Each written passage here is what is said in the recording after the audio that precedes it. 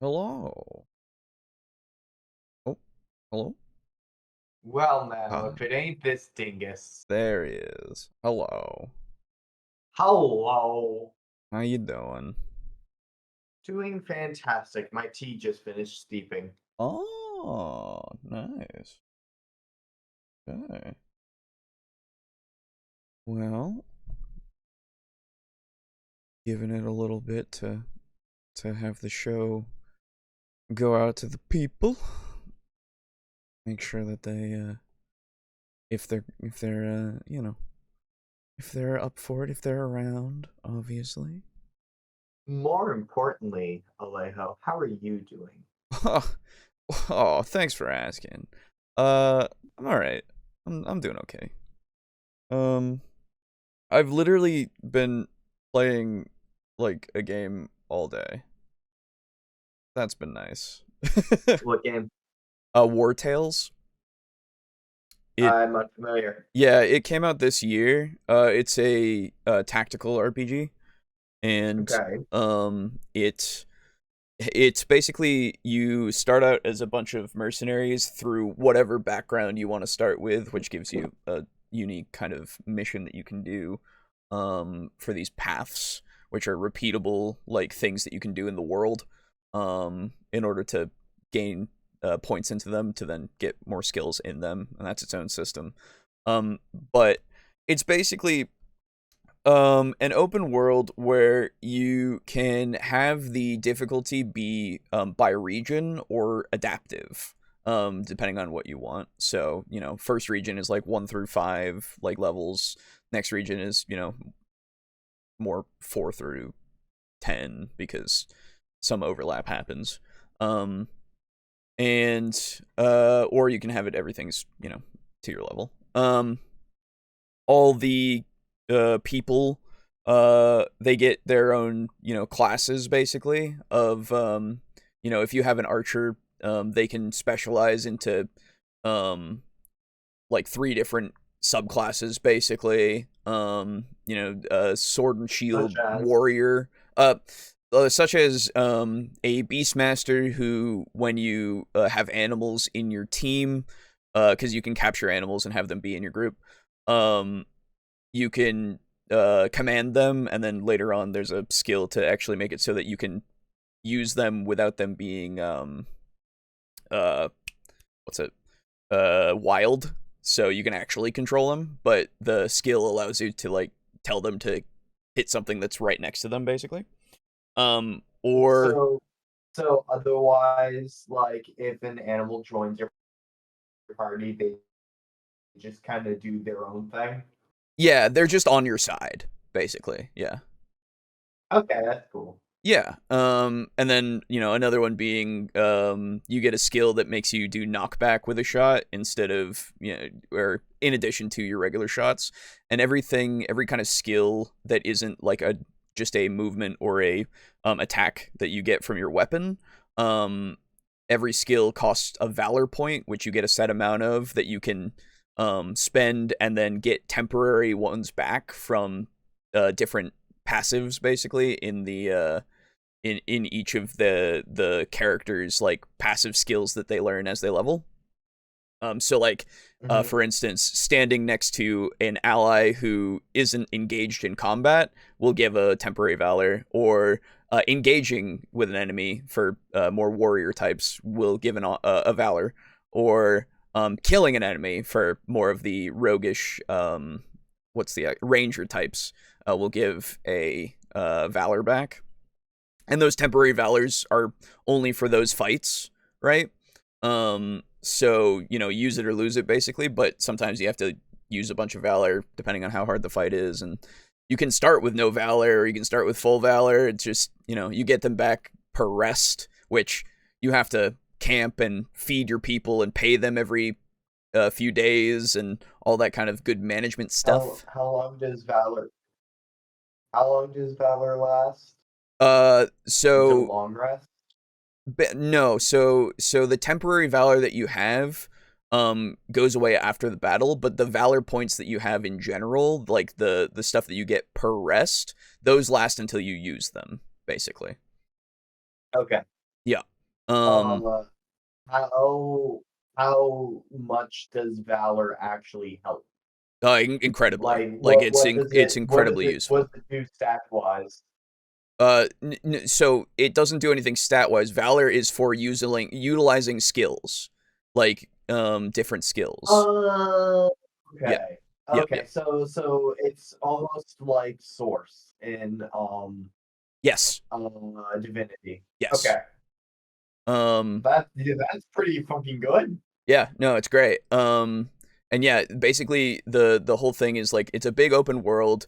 You can go wherever, do whatever you want, and you basically make your mercenaries into however you want to make them. Like you can raid caravans, or you can just kill bandits and do all the bounty things, and you get to decide the fates of each region, um, by doing like storied quests. That some of them What's the have name of this game again? war tales.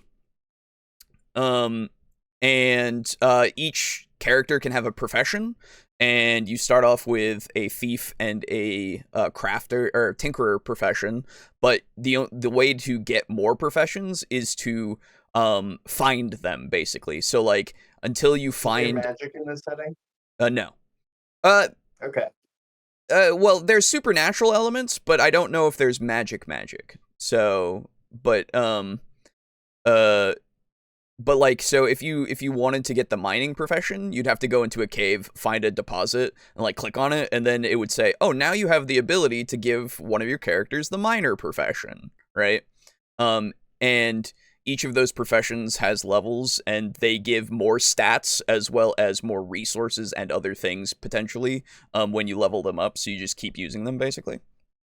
um and like there's an alchemist one to give you medicine, as well as you can craft like specific oils for weapons, as well as uh like bombs and stuff. Like it's pretty fucking cool. That that sounds pretty cool. Yeah, it's probably one of my favorite games of the year, honestly. Like legitimately Um, really good. it sounds a lot like it's like Final Fantasy rules as to how you like get jobs. uh so for the professions, yeah. The classes is just uh pre-baked into, if you're a two-handed warhammer guy basically, you have three choices afterwards, and then if you're a warrior kind of sword and board guy, you have three choices, and they can be those kinds of things, but that's the classes specifically. The professions are just uh you set yourself in that profession, um and then you could switch, I suppose, but it would make you lose like everything that you put into it. So not as versatile, but similar, I suppose. Okay. Yeah, I might check out some gameplay of this game. it's great. I'd highly recommend it. Let's see. You seem like slightly off, like in timing. Sorry, say again. You seem to be slightly like uh lagging behind when I say stuff. I I don't think I am. I just like was just now adjusting, so that was like why I was delayed, and then also like previously I was waiting, like I was unsure if you were going to say more, Oh, so I was silent and waiting for you to continue speaking. Then when it okay, became because clear you weren't going to, it seemed like a couple of seconds passed between when I ended and when you began, so that's all. uh, so Oh, you're good. I I can begin speaking when like exactly when you finish, and we can test this and see if I actually am. Yeah, yeah, that works. Okay, so now I heard you finish Oh, okay. speaking. No, you're fine. Okay, that was weird. It was just strange. That's all. It seemed like it was a network issue, but never mind. Okay, we're good. Hello, Lux. This appears to be the episode for me. Really? Hello. Uh, I will behave in in the manner of a goblin, listening to this stream while at a concert, but I do have earbuds at least, and I move to the top of the stand so no one will be behind me. So more of a neutral goblin than an evil one. For the record, it's one of those stuffy high-class concerts, not a rock concert. I'm not being cool right now or anything. Ah, gotcha. Oh, okay. Fair enough. I will say though, as well, Aiden, you do sound a little muffled. Is the mic? Is it just like farther away, or is it? Give me like 1 second. I'm playing Pokemon Unite right now. I Mhm. will see if my mic is maybe. Okay. The Blue Yeti is on. Let me see if it's going through my webcam or not. Mm-hmm. Hello, Pizza Funk.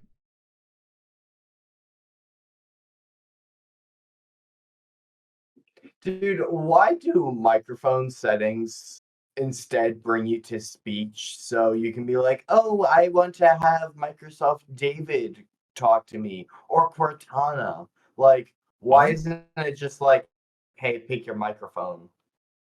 I don't know. I don't ever have that issue because I just go and right click on my thing and then go to sounds and then go to playback or recording. Yeah, microphone setup brings me to speech. Oh yeah, don't do that. Just go down to your audio like thing, your volume mixer, and How about now? say again. How do I sound now? Uh, you sound better, I think. I switched it to the Yeti. Okay. Is Discord not on the Yeti, or is it still on the Yeti? Oh, I changed Windows. Let me check Discord. Voice and video. Input device Yeti. Output device. That's much better. There we go. Okay, that was the issue. We're good.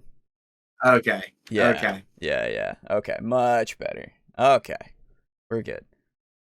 Oh, hi, shuffling to the back of the lecture hall late. Hey, Draco Kraken, I see you. Mr. Draco Kraken, please sit in front of the class, please. There's an empty seat right here. Yeah, it's right here, right next to the table, the desk here. Front and center. Yep. It's all right. We've been doing some technical shit and have just been talking about a game that I've been playing, so we're good. Well, hello everyone, and welcome back to TableTalk Discussion and Discourse Crimbo Edition. Oh my God, we're in the Crimbo month. Look at the logo. Wow. And also we have the PFPs. So wow. I, as always, am your host, Alejo, aka Great-on-95. I, discounting the times when I am dead, am your second host, Captain Chiral. Forgot my username for a second. Happens. Well, hello everybody, welcome back. It's great. We're here. It's good. Hello Timothy. I see you just got in there. Hey, what's up? So today we're starting the lovely month of December, now in our new schedule of the Saturday time slot, with fucking a video on a topic that we've covered before, but we'll see how well it goes, because today we're going to be talking about, apparently, why you should never have a DMPC in D&D. Never, ever. I remember we got pretty contentious about this topic last time it was brought up. Oh, well, I think, honestly, at the end of the day, I always say, fucking, you can have a DMPC. There's nothing wrong with that. It's not inherently a bad thing. Like, why should we... Like, the only times where it could be a problem, I suppose, is if you go super hard into making them the most important thing, right? Like, the DMPC is the main character, basically.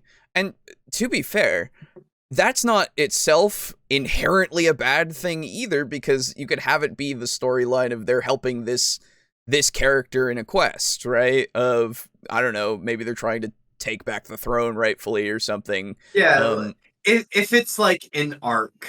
Yeah, exactly. But it's just, as long as you don't, I guess, do it too much, in the way of making them, it's all about them, right? Then it should be fine. So never is a strong fucking word, you know? Has his pitchfork ready for the DMPC. Hey, August. uh, Looking good, guys. Thank you. Dude, having the DMPC be the secret big bad would be awesome. Well, I remember seeing a story that was posted at some point, through, I think it was like a green text, even a D&D green text, way back when I paid attention to those, of like, the DMPC actually being the secret big bad who is just using the NPCs to gain power, or the PCs to gain power, like, and actually became the final fight of that arc, or maybe it was the campaign, who knows, at this point. But like, you know, it's something that can be very effective if you do it well enough, and it's not inherently going to fail when you utilize this tool, because that's all a DMPC is. It's a tool. And just with anything, if you're a poor craftsman, you'll blame the tools, you know? So, it's just, every time I see this argument of don't ever do it, it's like, well, but what about the times where it works? You know? What about those? Especially not then. Oh, right, fair. Yeah, that's true. But everyone loves the DMPC mute man healer, bro. Well, so, and I've talked about this before, but I had a DMPC healer specifically. Well, cleric, not necessarily a healer all the time, but he was there to provide additional healing. His name was Yulon. He was not that kind of cleric. He was not that kind of cleric. In fact, he would tell them that all the time, but they would utilize him in whatever fashion they saw fit. Whilst the people, including, if needs be, meat shield. Yes, 100%. Yes. And basically what ended up happening is I had Yulon following them around. If they talked to him, he wouldn't really be very committal about like major decisions, because he's like, I'm just kind of here with you guys to like stop the thing. I mean, it sounds good to me. Which, by the way, is, I think you choosing to do that. You did so, and I think the best possible way. Namely that he was super non-committal because he was like not confident in himself. Yes, that was another thing. The entire party was like, "You are the best, Yulon," and he's like, well, no, guys." Yes. I'd be like, "No, Yulon," like hands clapped on either side of face, making eye contact. "You are the best." Furiously blushes like, and half orc. I'm not that kind of cleric. Yeah, exactly. Like, and it worked really well because it wasn't about Yulon, right? It wasn't about him. It was about him being there to help. And it was about what they were going to do in the story. This was Expedition to Castle Ravenloft, the 3.5 module. So it was incredibly easy to just make a character that is there to assist, and that's it, right? And I even had asked the guys about it before. This was the group. Aiden was in this group, of course. And I had asked them, like, do you want me to provide you with somebody who can give you at least some healing? Because you guys don't have anybody with like dedicated healing, really. And you guys were all like, yeah. So I was just like, okay. And I figured the best way to do it was somebody who's not going to get in your face about things and like just be there. So I think it works just fine. So just come on, let's just let it happen. Of the two campaigns that I have run, had a DMPC in both. And I was actually thinking about this earlier today. I realized that whenever I do a DMPC, they always have a very unique archetype. Right. Namely, they are the cute character that is very fragile, who is the scout. In the first campaign, I DM'd as my DMPC was a harpy child. Yes. And her name was Wrigley, and she was like the party child, who they eventually transitioned into being a rogue. And then from there she became a bit of a kleptomaniac. Yeah.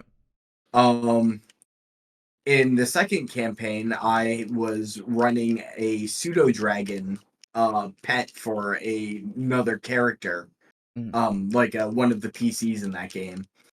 And as a pseudo dragon, he thought that he was a regular dragon and wanted to build up a horde.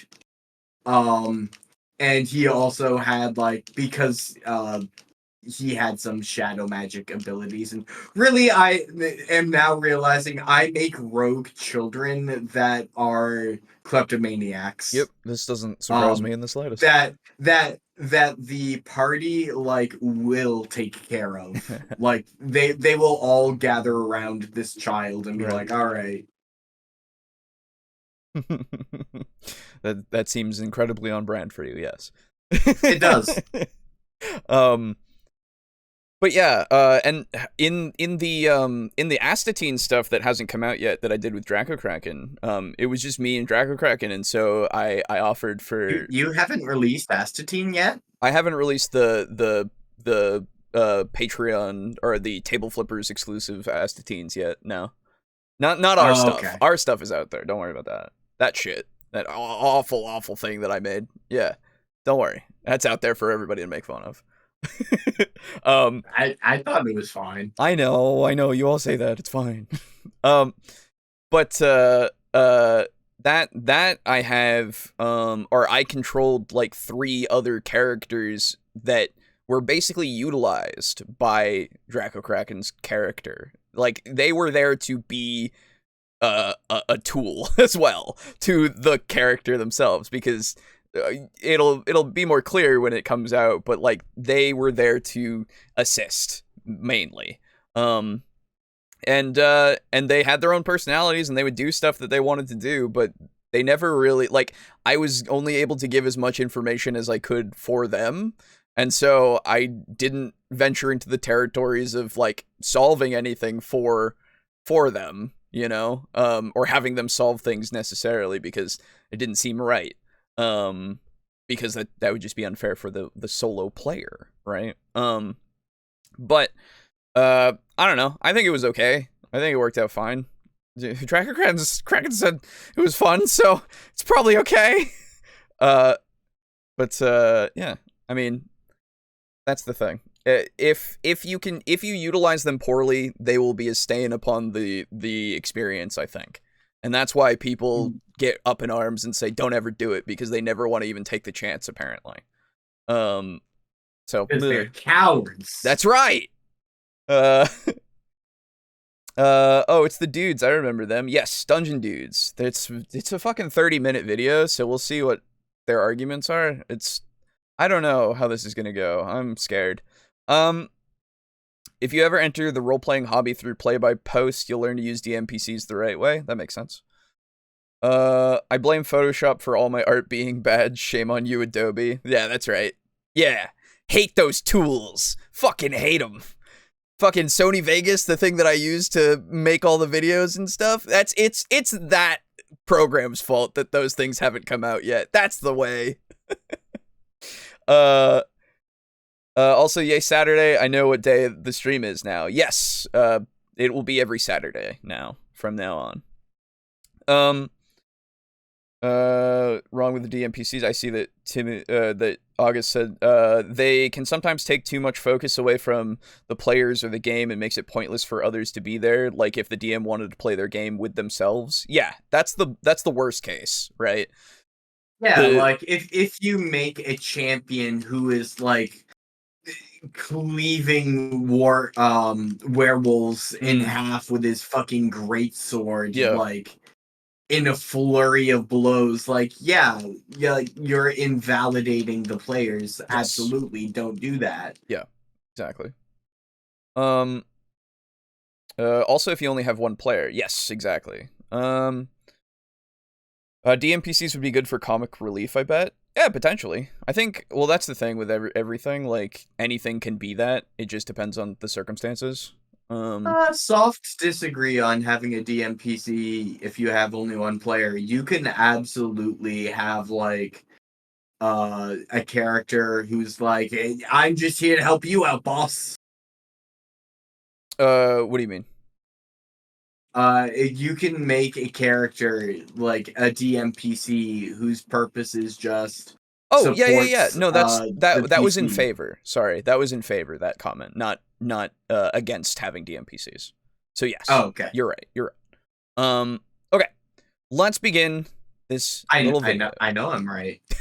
I'm sorry. I just sometimes I have to tell you, okay? Sometimes you just need that little bit of reassurance. Well, right? you know, when you do tell me, it is very appreciated. Okay, that's good. I'm glad. So, here we go.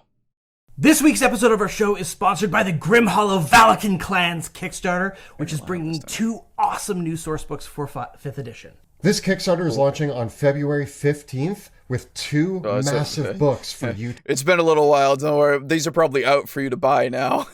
To explore the worlds of Grim Hollow. First off, we have The Raider's Guide to Valaka. This book is going to be a setting guide to the world of Valaka with tons of player options available in it. Not only are there more transformations, the amazing system that was introduced in the Grim Hollow campaign setting, allowing your player characters to transform into new monsters and creatures, but there are also new martial maneuvers and new rules for large-scale combat encounters involving massive raids. We also have the Saga of Seasons, which is a campaign for levels 3 to 11, which spans the length of an entire year, where you get to muster your own clan and survive all 4 seasons in the world of Valaka. This project is brought to you by some of our favorite minds and creators at Ghostfire Gaming, and is sure to be an awesome expansion to the already amazing Grim Hollow campaign setting. So follow the links in the description below to check out the Kickstarter, which is going to be running through late February and into March. And now, onto this week's episode. Okay, cool. Tell me things. Greetings, my name is Monty Martin. And I'm Kelly McLaughlin, and we are the Dungeon Dudes. Welcome to our channel where we cover everything RPGs, including advice for players and guides for dungeon masters. We upload new videos on Tuesdays and Thursdays, so please subscribe to our channel, like this video, and ring that bell so that you never miss an episode. The dreaded Dungeon Master player character is behind so many horror stories over the decades of Dungeons & Dragons. DMPCs, as we call them, have been around for a very long time in D&D and other TTRPGs. And over the years, we've heard many reasons from many dungeon masters on why they want to use them. Generally, though, Monty and I have had poor experiences with our run-ins with DMPCs, and there's a lot of things that can go wrong with them.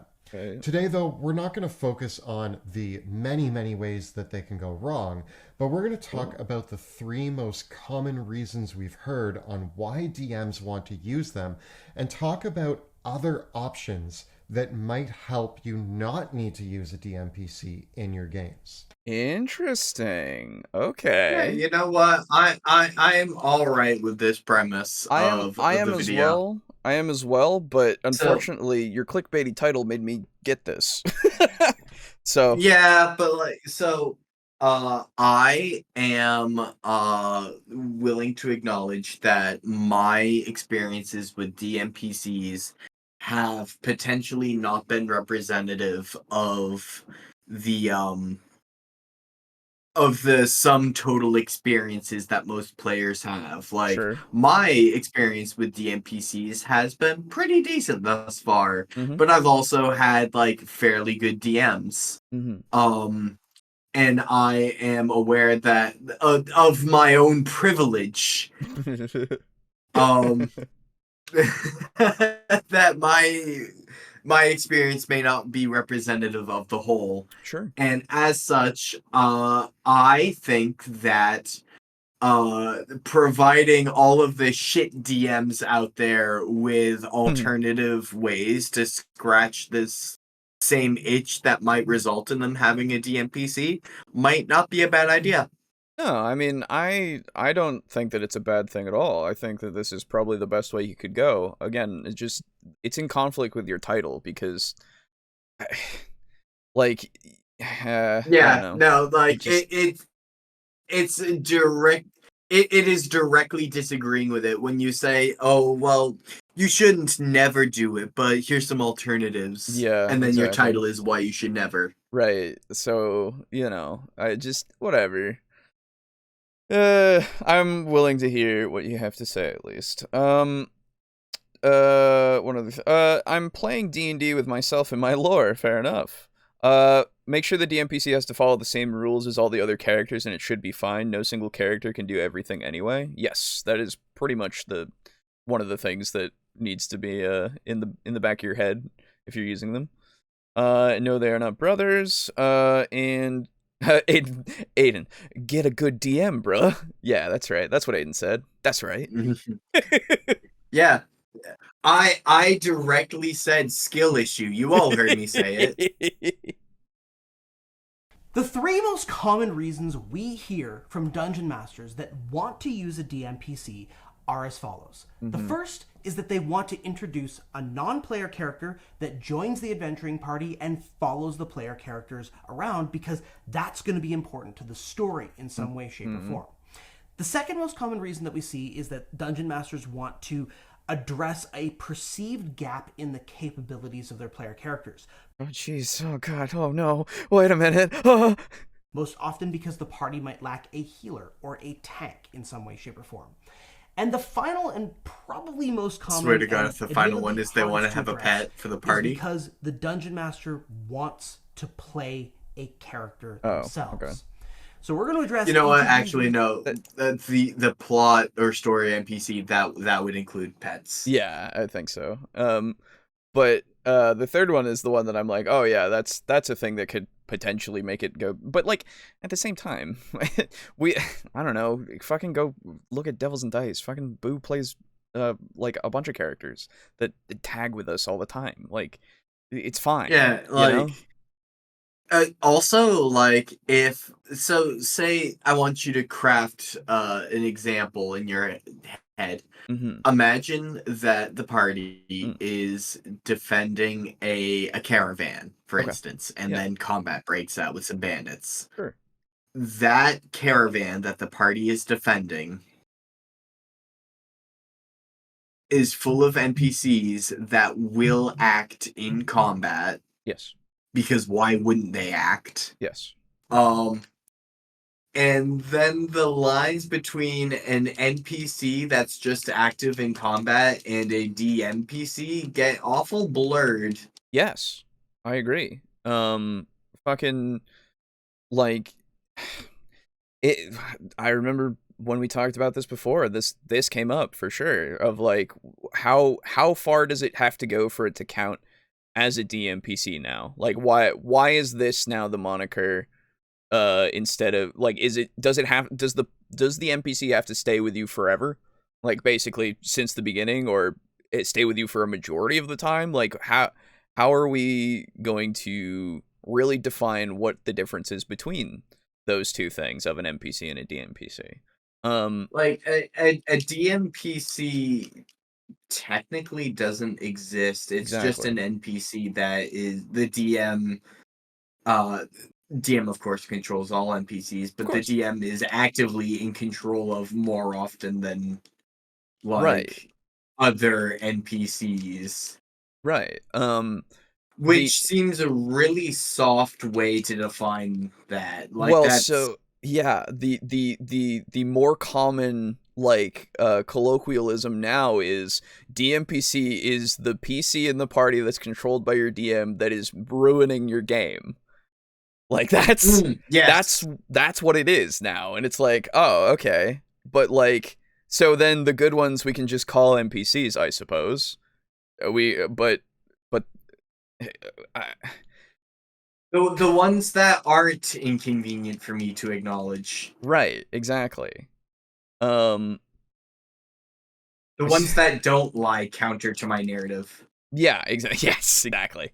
I still might be able to disagree with what they're going to say. Oh, for sure, for sure. Well, this is the thing. Already, I'm like, well, each of these you can still utilize it. You don't necessarily need an alternative. You can do an alternative for sure. But if you're bad at doing PC or NPCs that aren't too important to everything and outshine all the players, then good that you have alternatives, I suppose. Thornanar is a DMPC, right? He's great.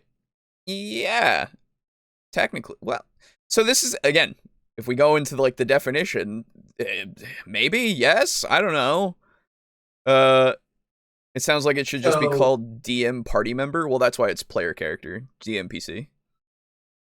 But so something I would do is, instead of like, don't get me wrong, I fully think Dungeon Dude's idea for like this as a video is perfectly fine. I support this. I like that Dungeon Dudes has produced content like with this as the topic. However, what I would encourage people to do is, instead of thinking of alternatives to DMPCs, I would encourage people to just like be better at DMing NPCs in general. Exactly. Because if you're good at DMing as an NPC, then you will probably be good DMing a DMPC. Yes, I would agree. I can think of at least one time I used a DMPC where any alternative really wouldn't have been as good. Oh, I'm sure that's true. Yeah, that's the thing. It's a powerful tool if you utilize it well, and if there's no other alternative, then I don't see why you wouldn't utilize it. So, I don't know. Anyway, here we go.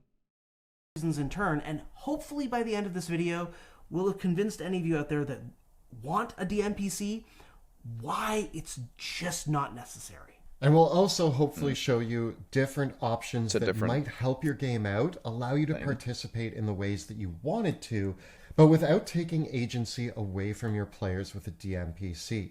Okay. So let's dive into the first reason. Does a DMPC automatically take agency away from your players? No, it does not. That is up to your DM and how they play them. Because that seems to be a statement with a hell of a premise that will poison the well. Yeah, no, exactly. Like, already we have, this is gonna make it so that everything, you don't have, like, this is now meant to deter you, and the saying that it will take away the, agency of your players is now a further deterrent of like, ooh, that's bad, don't do that. Which, yes, it is bad to do that, I understand, but can we at least just say, hey, fucking, what if I do it and that doesn't happen? Just, that's the immediate thing that you can say. Yeah, counterpoint. What if I do it good, though? Yeah, like, there's not much else that you need to say other than, what if I've done it before and it's been effective? What if I can do it in the future and it is as effective? Like, and it doesn't take away agency? If that's a primary concern, I can tell you for a fact, I don't want to take away my players' agency. I don't want to solve the shit for them. I just want to, have a guy there. I am in fact throwing problems at them for a reason. Yeah. Already I can go into need versus want on this. Yep. Yeah. Wants to incorporate an NPC who is pivotal to the plotline and story. This is perhaps the most valid reason to include a Dungeon Master player character. Oh, okay. It's one of those things that has a very good intent, but often suffers from execution and requires a little bit of a mindset change to differentiate this. Because I would say in most cases, this is not a DMPC. This is a very important NPC, But So, elevate- We're gonna get a definition. Oh my god, I'm so excited. So, this was actually what sparked me thinking about DMPCs earlier today, was Sure. because I realized that Venrith, the pseudo dragon, with like a shadow magic ball, as like an offensive weapon and scouting ability, because he was a dragon and wanted a horde, or he thought of himself as a dragon, he wanted a horde. And what do dragon hordes have famously? Gold. Not just gold, but like expensive things, like a golden chalice studded with diamonds. Yeah. I got you. And Venrith was a very convenient way for me as DM to like be able to shower my players with gold and be like, yay, wow, you got so much gold, good for you. And then have like the pseudo dragon be resting on the shoulder of the rogue. And then he would see something really nice and expensive in a shop window.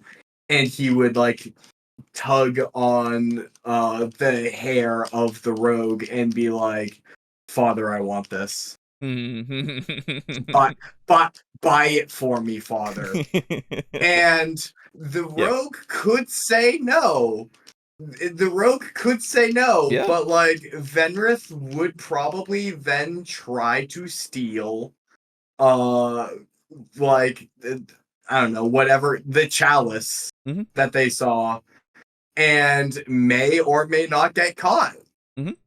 True. And if they got caught, like, dude, he had only 11 hit points. And like an AC of 12. Yeah.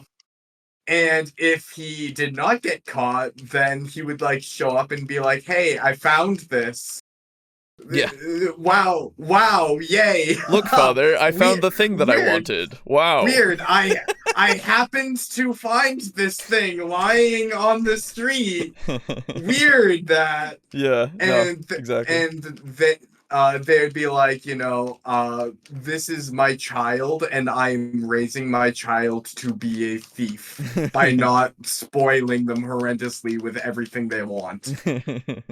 Yeah. Yeah, so it was very convenient for me as DM to have a tool where I could just go, oh, you know what? I think that I should take away some gold from the party. No, that's true, yeah. Having something to make it so that they need to spend gold, for sure. Yeah. Oh, I'm just loving how we're at the... This is probably the most valid, but... Which it's like, okay, yeah, I mean, yes. You need more information. What does the party need? What type of story is it, etc., etc. Well, I assume we'll get more, hopefully, here. This concert thing is over, so time to shuffle on home. Good, nice. If the definition is it's a DMPC when it's bad, I'm not sure where to go. Where we go with that? Yeah. What a fantastic concert! I especially liked the part where they featured TableTalk, Doubles and Dice. That's right. I loved when Boris came on the stage. and he shadowed around. I love the buy it for me line. Yeah, there you go. Yeah, I liked it too. Okay. Let me bring this back because I want this differentiation. I really want to know what they think the difference is. It's one of those things that has a very good intent behind it, but often suffers from execution and requires a little bit of a mindset really quick change. I'm sorry, I'm full screen. I can't actually pause. Don't worry, I got it. Because Watch Together fucking sucks. Well, whenever I pause, like it pauses for a second and then it starts playing again. Oh yeah, that's why I don't use the spacebar. I'm clicking on the screen. Oh yeah, that's why I click on the pause button. Yeah. Yeah, and pause button goes away when you make it full screen. Oh, really? I didn't know that. Okay, that sucks. Yeah. I don't full screen, so fair enough. So I was in an area. The party was Yeah. in an area where people were fucking broke in that area. Mm-hmm. But not like broke, but like it was like It was an impoverished. economy that was like an economy that was more stagnant, I guess. Like the area was war torn, so quest rewards were lower than they would normally be. Right. So like people weren't living like hand to mouth, but they didn't have like they weren't flush with cash either. Mm-hmm. And I had Venrith like disappear one day. The party sent him out scouting. And then when he showed up, he had a platinum coin in his mouth. And he said, "Father, add this to my hoard." And they went, "Where did you get this?" And he's like, "I don't know, found it on the street." And they're like, "Fuck, where did you go?" Nice. You have stolen someone's life savings. Yeah, really. Jesus. Oh, don't worry. I didn't sneak into the sound room and hook your stream up to the system or anything. I promise. All right. Sounds like the concert like got way better for the entire crowd like halfway through. To differentiate this, because I would say in most cases, this is not a DMPC. This is a very important NPC, but elevating that character to the status of a DMPC is a bit of a mindset shift. And I think it's better that if you think that there is a character that is important to your story, that you as a dungeon master recognize that that is still an NPC and don't elevate them into in your mind as a DMPC. Having an NPC, but okay, please tell me that you're going to tell me what that means, because I don't know what that mindset is. This is a definition that has like lacked a definition. Yeah, exactly. You've told me literally nothing. So please, fucking. Okay. If you have an NPC, keep them unimportant so they don't become a DMPC. Or like, but keep them as a very important NPC, maybe just not too important. Just not in the mindset of making them into a DMPC. Just don't do that. Don't think about it like that. Just think of them as an important NPC. What's the difference, please? Don't get me wrong, I agree with you. Like, well, I don't know if I even agree. That's the thing. I have no idea. Yeah, no, I wanted to agree, and then I immediately stopped myself because I could form an argument where I disagreed. Yeah, exactly. Like, without if you have an NPC that you control regularly, yeah, you should not make them important to the point where they overshadow the party. Yes. I agree. Yes. Well, I agree with that. Don't make them too important. However, you can still have important, like, quest line specific, and dare I say, quest line mandatory NPCs. Yeah, exactly. And that's still not a DMPC. Right.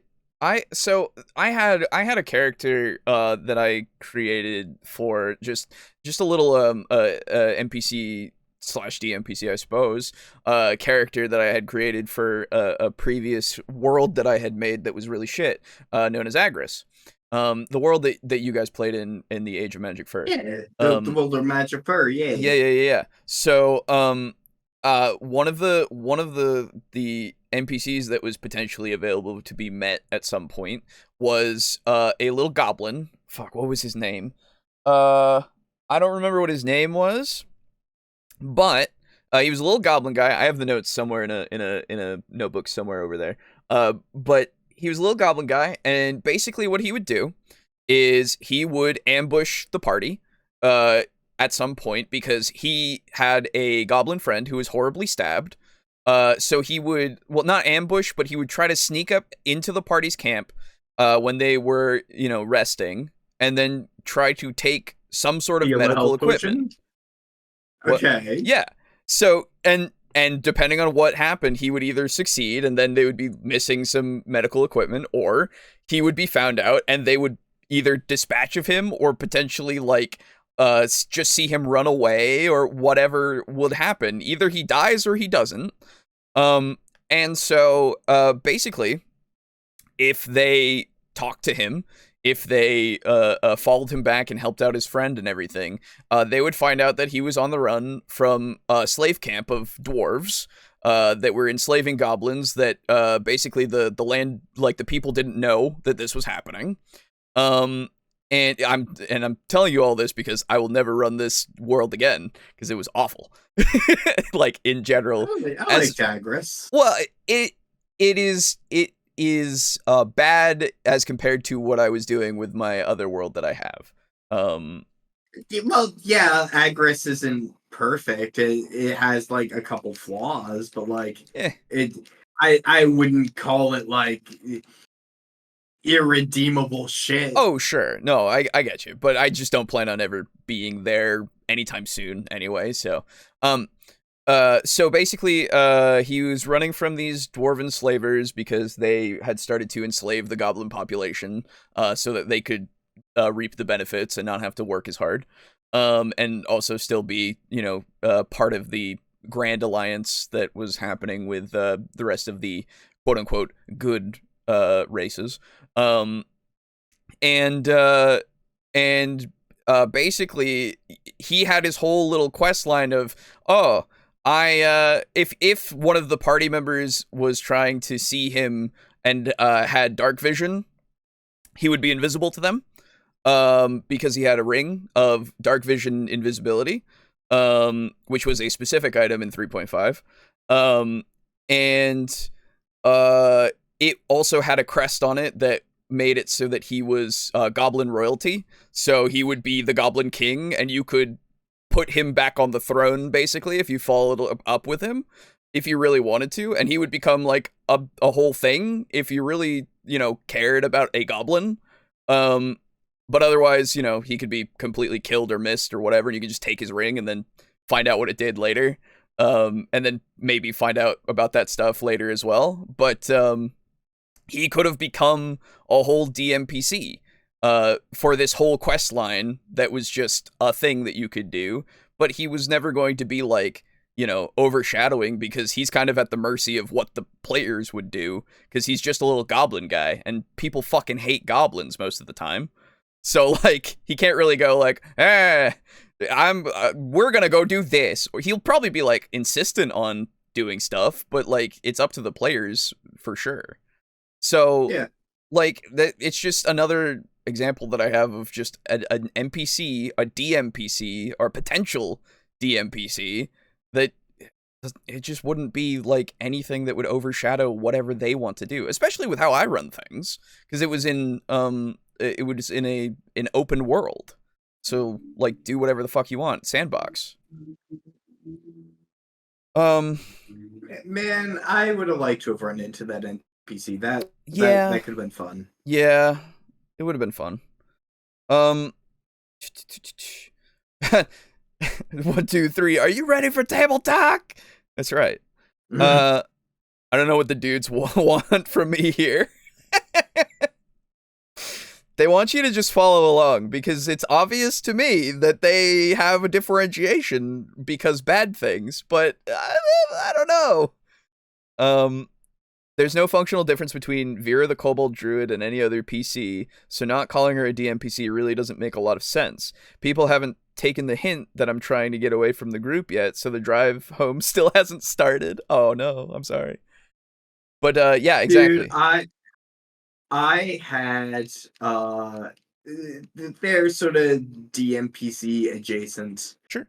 But but I had you know the lich that like Yeah. was studying death because he saw death as no more than any other disease. Yes.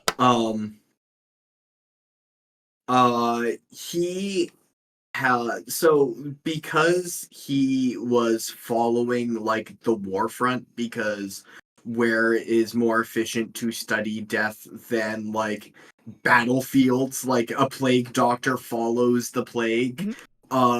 Someone studying death is going to follow death. So his lich tower would teleport around like in Castlevania. And because the area was like shitty because war had just happened, a band of kobolds showed up in the forest, like outside his tower. And he was like, all right, I can either kill these guys, which I am, directly averse to, or I can try to hire them and have them like help. Yeah.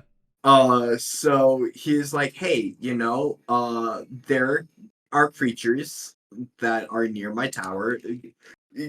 Kill the creatures, but if you find anyone sentient, like direct them to my tower and help them find the place. Yep. And he bought their allegiance by he gave like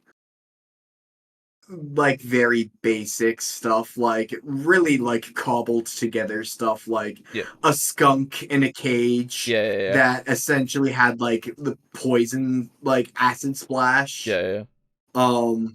He had I believe it was he gave one of them like a ferret like tail necklace that he could rub against his skin and get like shocking grasp. And they were like themed cantrips that are based around like Tiamat.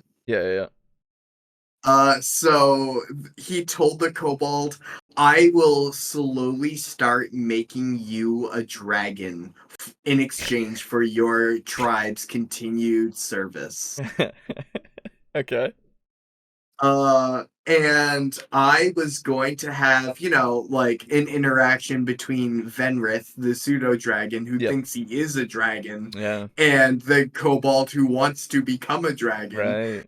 Of like that like tribe leader was going to be a quest giver NPC, and he would start sending them out of like, hey, I heard, I really appreciate what the last to die is doing for me and making me a dragon, but like I heard that there's like a shard of like dragon potential, and I think if I have it, it'll help me become a dragon. And essentially it was just more stuff like, the skunk in a cage. Like they would be little rewards that the party would go and get and bring back to him to make the kobold like more powerful and give him even more cantrips. Yeah. I gotcha.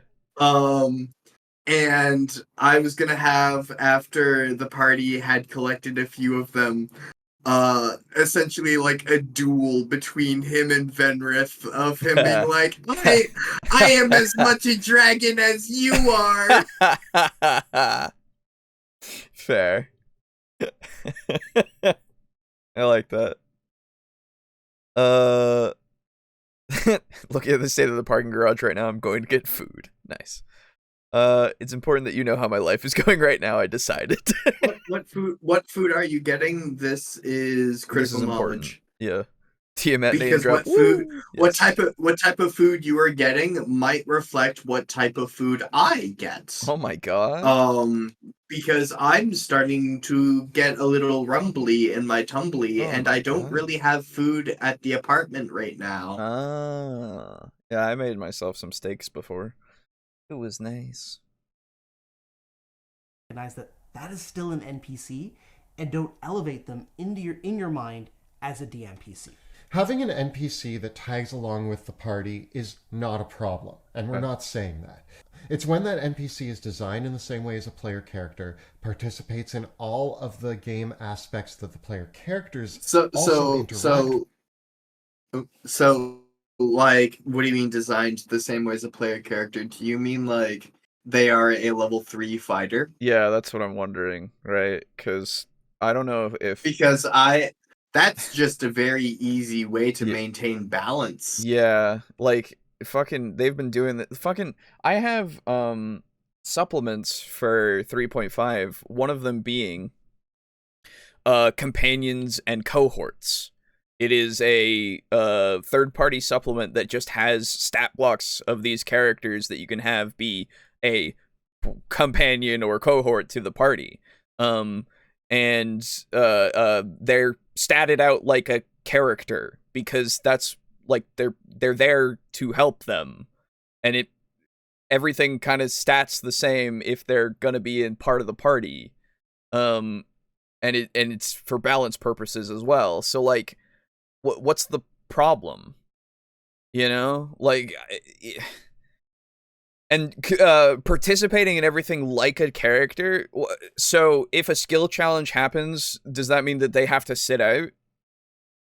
Like they're a part of the party and they're trying to help succeed, like, or help the if they party find succeed. a lever that is like hard to push, they are going to still try to like help push it. Yeah. So do we just completely sideline them whenever anything important happens?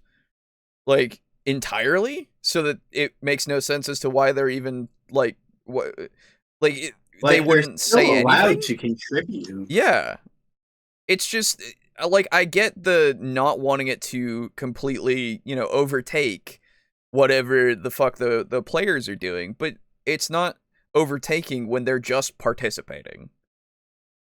They're just a part of the group. With that, now you're stealing the spotlight away from the player characters. And the biggest reason... Hold on. Tell me all of that again. Because you've just made a huge leap. Problem. And we're not saying that. It's when that NPC is designed in the same way as a player character, participates in all of the game aspects that the player characters also interact with, that now you're stealing the spotlight away from the player characters. And Are you? Are you? Yeah, exactly. How? Again, is it just, in this room, oh my god, I need to look for traps. Oh my god, I'll look for traps for you, friends. I can look for traps. Oh no, none of the rest of us can look for traps, but maybe you can look for traps better, Mr. Thief. I don't know. Like, and like so I was thinking like, oh well, like what if you had a character who they're not allowed to be any, for instance, say stronger than any of your player characters. Yeah. And like I could see that, but like then what is the line between a NPC and a DMPC in that case? Because you can have NPCs that have a physically higher strength score than players in your party. You can have them fucking quote unquote level up. Like, maybe not necessarily level up themselves, but like get better with or better equipment. I've had rival NPC adventuring parties to the players that like they talked fucking major shit to the players, and they interacted with them like 5 times over the course of the campaign, and once even teamed up with them for an arc. Right. And they were all statted like player characters. Yeah. Yeah. So, like, okay, maybe this next thing will tell us more, because I'm still just lost as to what I'm supposed to be thinking.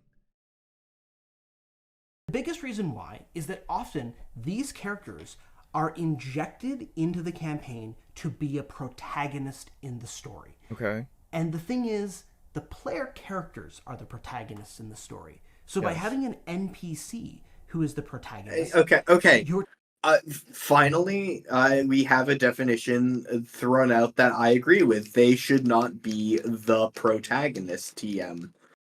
Yeah, if we're talking about specifically everything is about, well, again, what if you have a DMPC who's literally like, he is the protagonist of the story, quote unquote, but he's along for the ride and getting help from the PCs to like get that status, you know? Like, fucking, like I was saying before, just putting somebody to the throne, basically. Like, something simple like that. They are the protagonist of their story.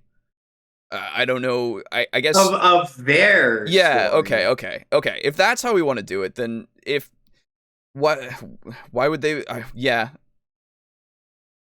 I mean, that's the main reason why people have these horror stories, because they make them into the protagonist of everything and not just their own story. Okay, I see.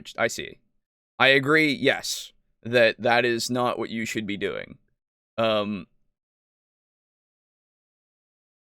Yay. Like I would say that the DMPC should generally again this is such a sticky topic because there's so many like possible exceptions. Yes, But exactly. the DM, if you make a DMPC, they should generally exist outside of the story. Like they can help, sure, but like the story doesn't revolve around them. But it's not necessarily a bad thing if it does. In some groups. Right. That's going to be something that's group specific. Like you could do that in our group where we are all very comfortable taking a back seat and playing a supporting role. Mhm. Not all groups may be like that.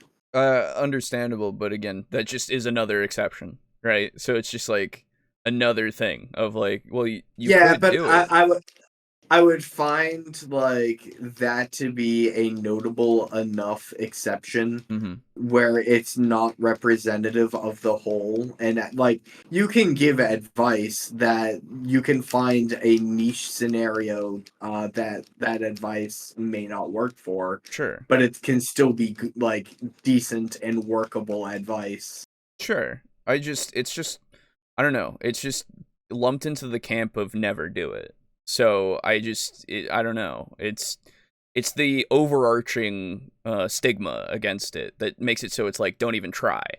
And it's like, but Yeah, why not at least attempt? And then if you fuck it up, you can learn from that experience and maybe do it better again. Like you can actually do it properly and not make it so that it's a bad experience, you know? I don't think that we should have the mindset that it's just going to fail, you know? the NPCs exist in the space of the only concrete rule about DMPCs, much like D&D, the only concrete rule is don't do it shittily. Yeah, exactly. So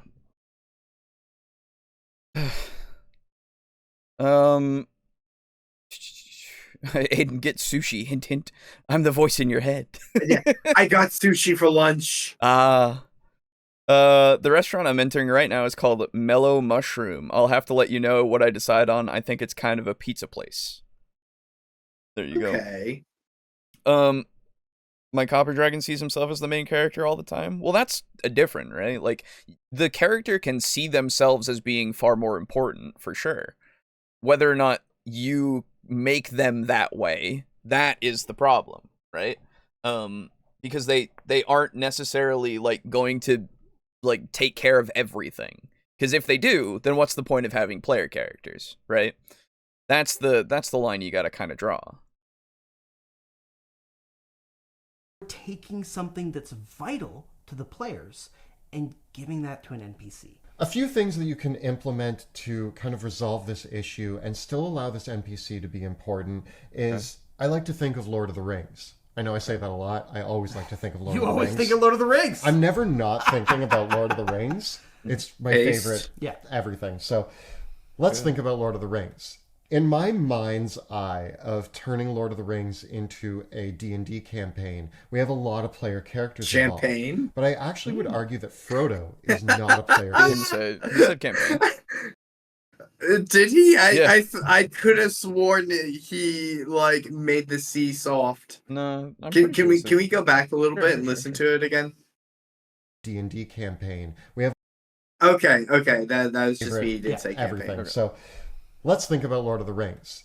In my mind's eye of turning Lord of the Rings into a D&D campaign, we have a lot of player characters involved. But I actually would argue that Frodo is not a player character. He is an NPC. But I also want to point out that through the story of Lord of the Rings, Frodo is not generally very useful in combat. He's not the one saving None the of day. hobbits He's not are. Aragorn. Yeah, you gotta remember that they have this filter on all of like D&D and TTRPGs that combat is like the most important thing, like doing the most damage and all that kind of stuff. That's kind of their brand, unfortunately. So, saying that Frodo is a non-player character is weird to me because what? They're all their own PCs for sure. If we're gonna do it as like literally, there's a scene in the third movie where they're like, it all hinges on those two now. Yeah. While Gandalf stands in Gondor and looks out in the stormy sky in Moria. Yeah. Mordor, yeah. It's Mordor, not Moria. Yeah. Ooh, there's no sky. But yeah. So just because he doesn't do a lot of you don't have me here. Jumping in with his sword to like to the plot fight off- revolves around Frodo and Sam. Yeah, and the whole journey that they have think to of take. how Yeah. think of how hopeless Sam was Yeah. for the entire Fellowship of the Ring and their journey. Yeah. When he thought that Shelob had killed Frodo. Yeah. And then how hopeless he was again when the orcs captured Frodo's limp body and dragged him off into Mordor. Yeah. But he's just an NPC, so don't worry about it. Frodo is the protagonist, TM. Legitimately, he is. So off hordes of orcs. He's not Legolas shooting down hundreds of orcs from he's not one of those primary characters who's doing something useful in combat. Frodo is a very important character. His job is to carry the ring. Having an NPC that is your ring bearer, Alejo. so to speak. Yeah. Question. Okay. Do you think that The Lord of the Rings is a very good action movie, or do you think that the reason why it has the fame it does is because of it's an incredible narrative? Probably narrative, yeah. It has great action, don't get me wrong. So the narrative matters more than the action. The story itself takes precedent for sure. Yes. Fascinating. Okay.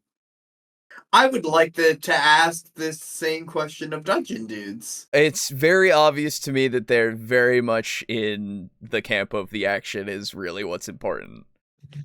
Which, it's cool. It's really good. It has good character when it happens. Yeah, it has a lot of good character moments in it that show you how those characters are and interact and like care for each other and everything, and their relationships and everything. So like it has a lot of good stuff for character building, but like at the end of the day, I'm more concerned with like the overall narrative of the consequences of these action scenes rather than the action scenes themselves. So and sort of like transitioning off of that, like I absolutely adore the scene where the Fellowship is in Mordor. Yeah. And Pippin knocks the skeleton down the well. Moria. You got it confused again. Fuck me.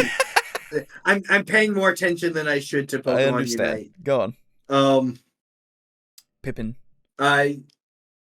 Yes, I absolutely love that scene, and because it was a fantastic action scene that was led into really well, Mm-hmm. and also had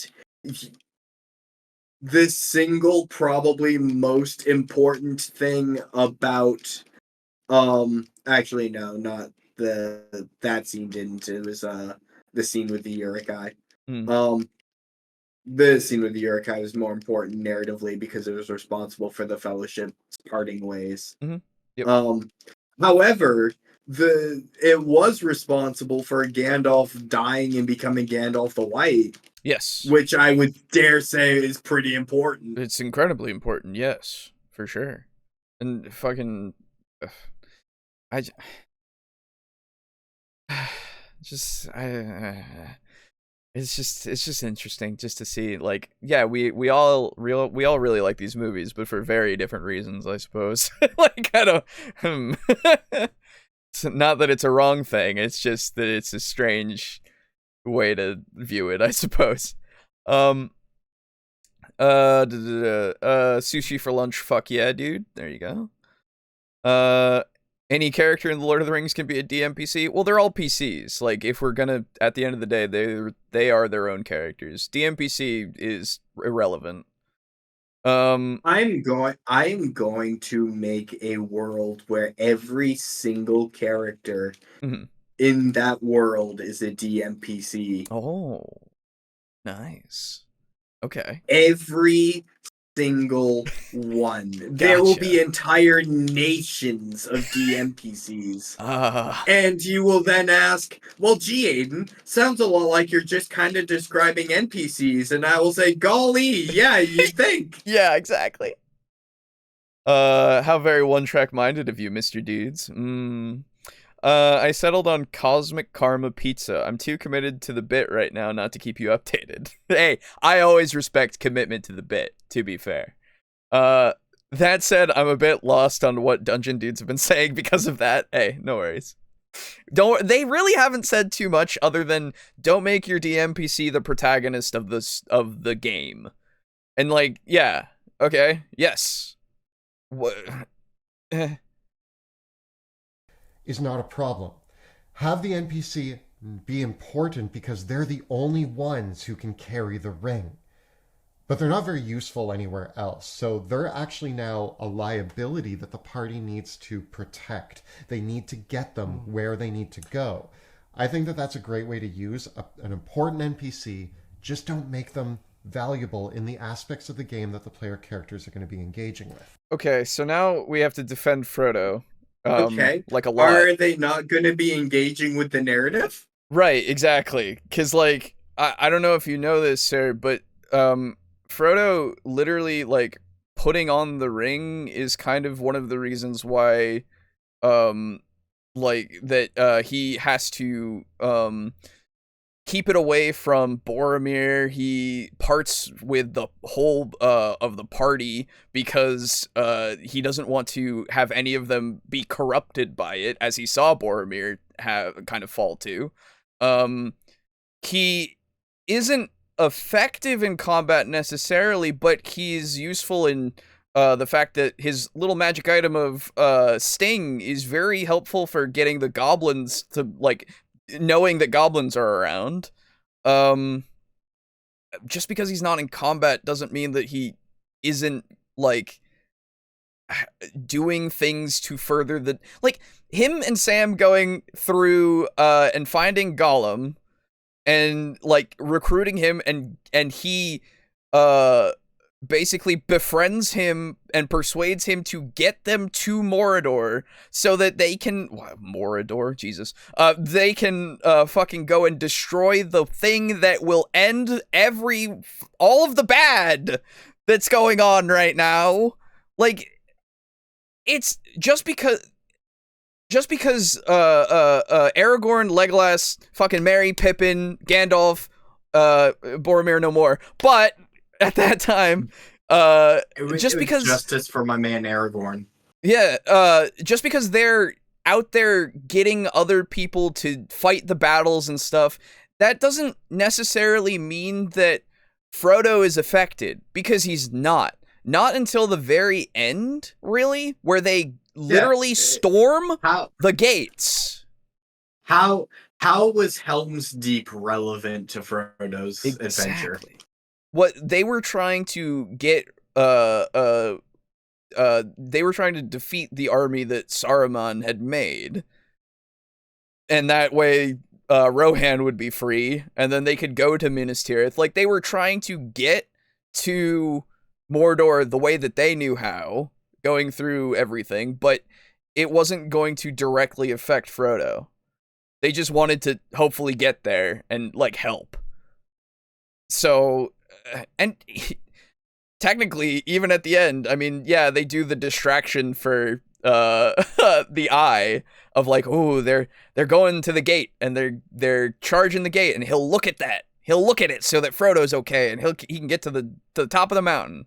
It's like, well, I mean, he probably still could have. You know, it would have been a lot harder, sure. Might not have made it so well, but you know, it was just what they could do at the time, and it did affect them. But it's not like they knew that it would help. They just were really fucking hoping that it would help. They were just going, you know, I don't know where Frodo is relative to his journey. I don't know if like Sauron has killed Frodo, recovered his body, and looted the ring off his corpse. Right. But, like, golly gee, I hope that this will distract him and help out. Yeah, exactly. So, well, fucking please respect Frodo, would you? I do, like, that is my sole complaint about the story of the Lord of the Rings. What? Is just how convenient that timing of we will help Sauron, we will help Frodo by distracting Sauron, like, just how convenient that timing really was. I mean, like, they would have had no way of knowing from Gondor that, like, oh yes, this right now is perfect timing. Sure. They didn't know that, though. They were just going and hoping. That's all.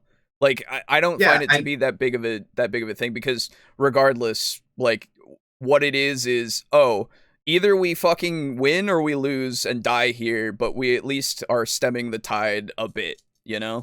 Like, it's not necessarily that they, you know, that the coincidence is just kind of there, and it doesn't bug me too much, because it is just pretty coincidental, but it doesn't, like, completely break anything. Yeah, I just have issues with how big a coincidence that was. Sure. Let's see. What's this? I kind of never liked the comparison of Lord of the Rings to D&D. Yeah, I mean, it's the popular fantasy thing, and so it gets compared. He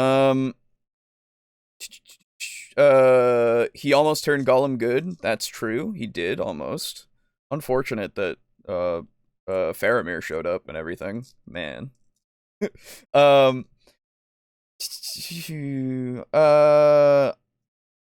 your DMPC has no bearing on the game, then should they even be included? I think the trick is to allow the players to choose how much engagement they want with the PC, same as the NPC should be.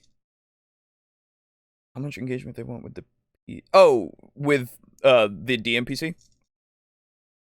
Yeah, I mean, everything kind of relies on how much the player cares about your NPC.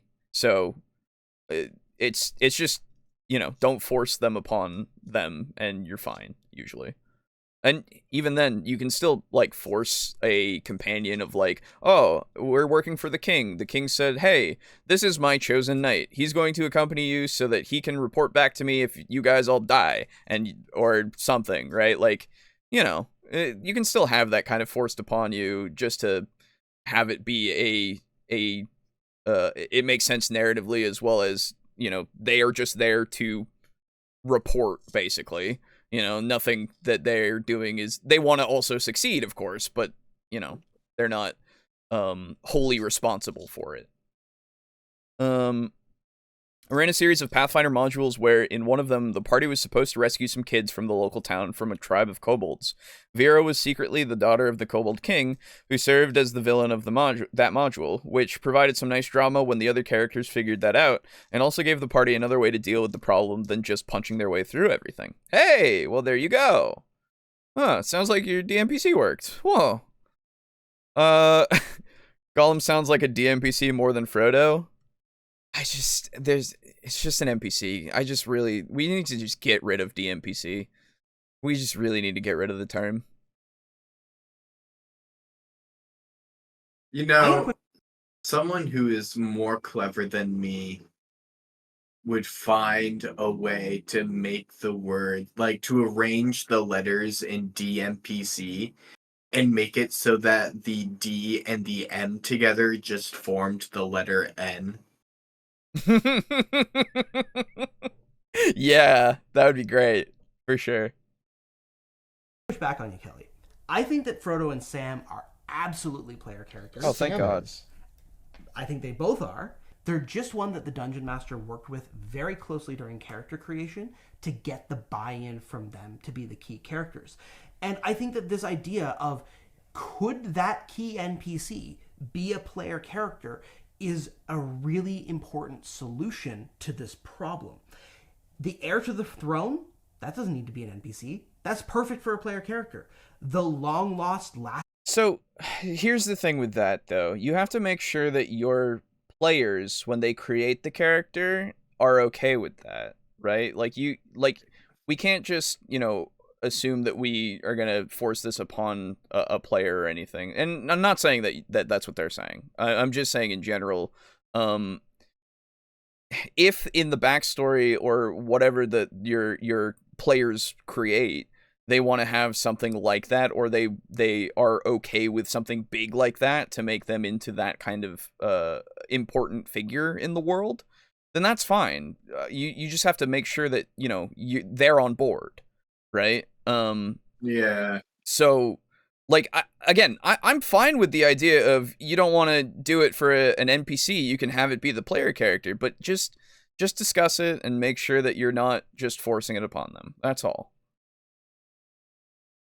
Of their kind, that doesn't need to be an NPC. That could be a player character. The ring bearer absolutely should be a player character. It's just that if you're going to give this player character that slightly elevated position, that's probably something that you should discuss with the player. Oh, thank God. There we go. Okay. So he said that you should discuss it, so we're good. We're good there. I can second getting rid of DMPC. Yeah. Get their buy-in, and even discuss it with the rest of the group so they understand why this player character is getting this slightly important role. I also think that if you are addressing this in session 0, it's great because not every character wants that much of a spotlight. I've talked to the players at my table, and one of my players has said outright, I prefer to be a secondary character. I don't want the spotlight on me all the time. It makes me uncomfortable. There's another player character who loves having their moment in the spotlight. So generally, me putting a bit more attention on that player character still makes everybody at the table happy. And I will also argue that although Frodo is the pivotal character of Lord of the Rings, when you ask anybody, so many people will say my favorite character is Sam or Aragorn. Don't fucking do this. Just because somebody has their favorite character is not Frodo, that doesn't mean that he's not the protagonist. Don't do this. Don't fucking do it. I return. Welcome back. We need to. Oh, I don't like where this one's going. Here we go. Oh, by the way, I don't know if you heard him say. Monty there said that you should discuss it with your player first. So we're good there. That's at least something. All right, cool. Yep. But now Kelly's on a thing, so here we go. Loves having their moment in the spotlight. So this whole thing of this is fine. This makes sense. Like, if your players don't want to be, so central and everything, you just got to respect that for sure. If they want to be secondary characters, absolutely. We're good. Generally, me putting a bit more attention on that player character still makes everybody at the table happy. And I will also argue that although Frodo is the pivotal character of Lord of the Rings, when you ask anybody, so many people will say my favorite character is Sam or Aragorn or Legolas or Gimli or Gandalf. Just because you have a character who's carrying a story element along with them doesn't lessen the impact that the other characters get to have. Okay. When you All right, addressed that's this in fine. Session Zero in the past, Monty's asked, when we were doing one of our pre-stream campaigns, we were going to do a wedding party. And you said, do any of you guys want to be the groom?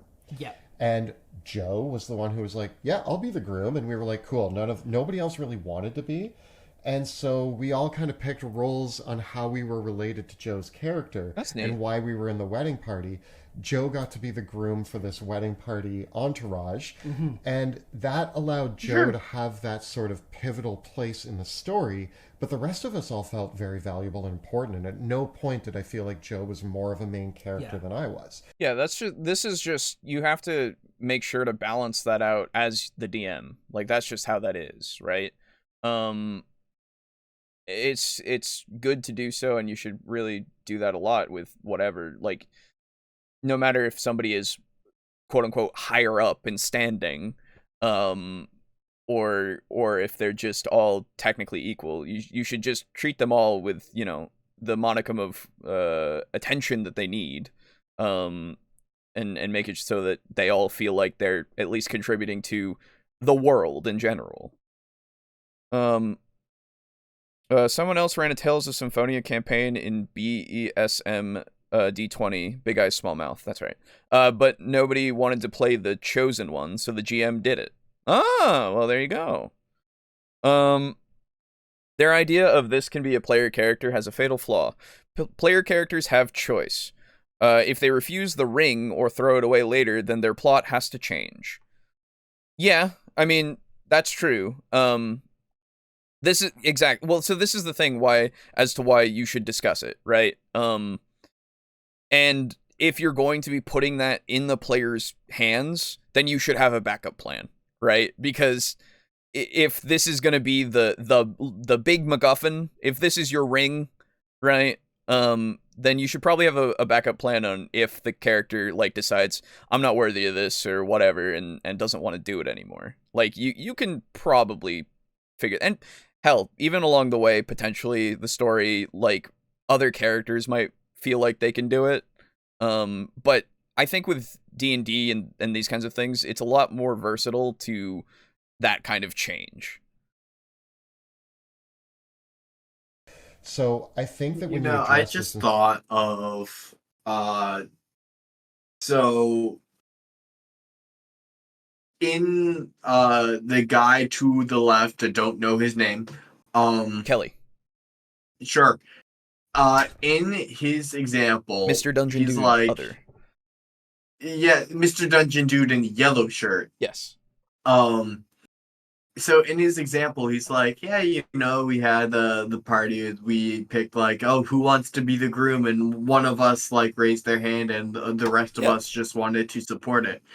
What about a party, a table? Yeah. That all of the people just want to play a supporting role. And then you have a situation like you brought forth, Alejo, where the DM was like, all right, I will be the person that matters. Right. This then lies to like. It's in direct conflict to what they've been saying. It makes me think like, yeah, you know, like, oh, well, make sure to never have the NPC matter too much. It's like, dude, what if you have a party full of players that none of them want to be in the spotlight? Yeah, exactly. Yeah, and thank you to Lux for talking about that. Yeah, like legitimately, that's so many situations that this like directly opposes but doesn't oppose well. It just that happens with all things. Your favorite character is a side character 50% of the time, I think. Well, sometimes. I bet people think Kelly is the hot one. I don't know. Sure. They're both fine. Okay, character than I was.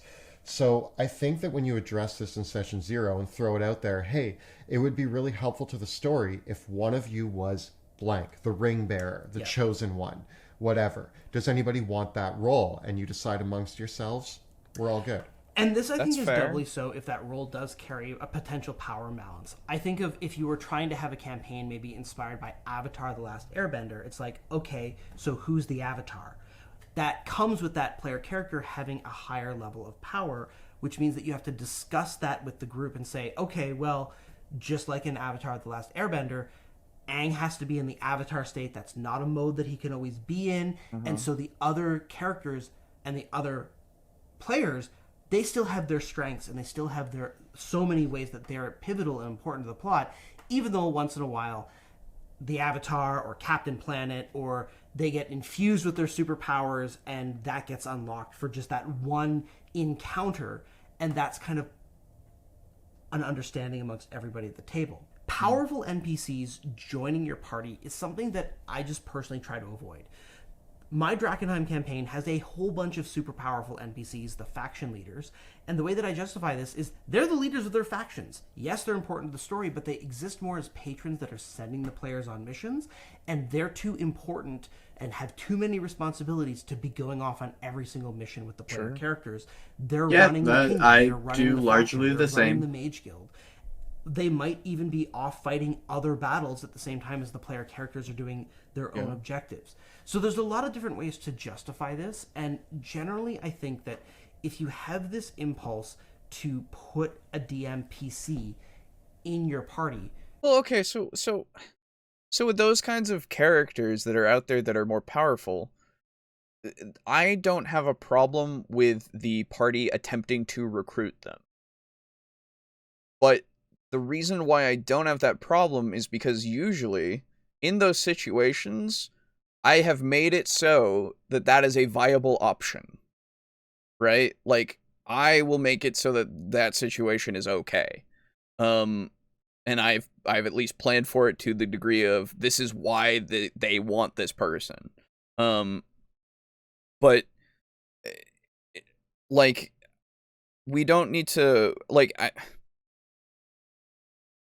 I don't know, for some reason it strikes me the same as like just saying, oh, the king is really powerful, the king is like over there, we should go ask the king to, you know, come with us because he's like really, he's a swordsman and everything and he's really good, so let's try to get him to come with us on this journey. But like, I don't know, common sense in my brain says, well, if these faction leaders are so important and powerful, like, do they even have the time for my character? Why would I even think that, like, I want to inform them, sure, and, like, maybe plead for aid, but they wouldn't personally come and be like, hey, I'm gonna help you, necessarily. Like, if that were to happen, then I would go, oh, this situation just got way worse. Probably. So I'm wondering, like, why equate those kinds of characters to the DMPC role, unless it is just they're so powerful that they will completely like destroy the balance and become the star, in which case, yeah, you're right, we've already gone over that. So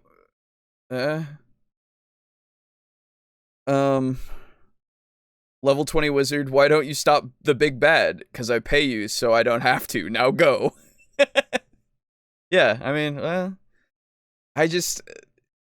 having a powerful character is not going to be an issue as long as you have that balance of why they aren't necessarily able to completely... like, fucking, you see it all the time in stories, in a lot of stories. Like, you have very powerful opponents that can't be taken on by like equally powerful opponents because of this reason or another. Like, open war is a bad idea because it will cause a lot of issues in general, or that's just not how things are done because of certain customs and traditions, or like, and then you have those who in those factions even who like are like, oh, that's stupid, let's just do it, you know, like, but it's not necessarily going to be the biggest and baddest who's going to do things in that way. So I don't know. It's just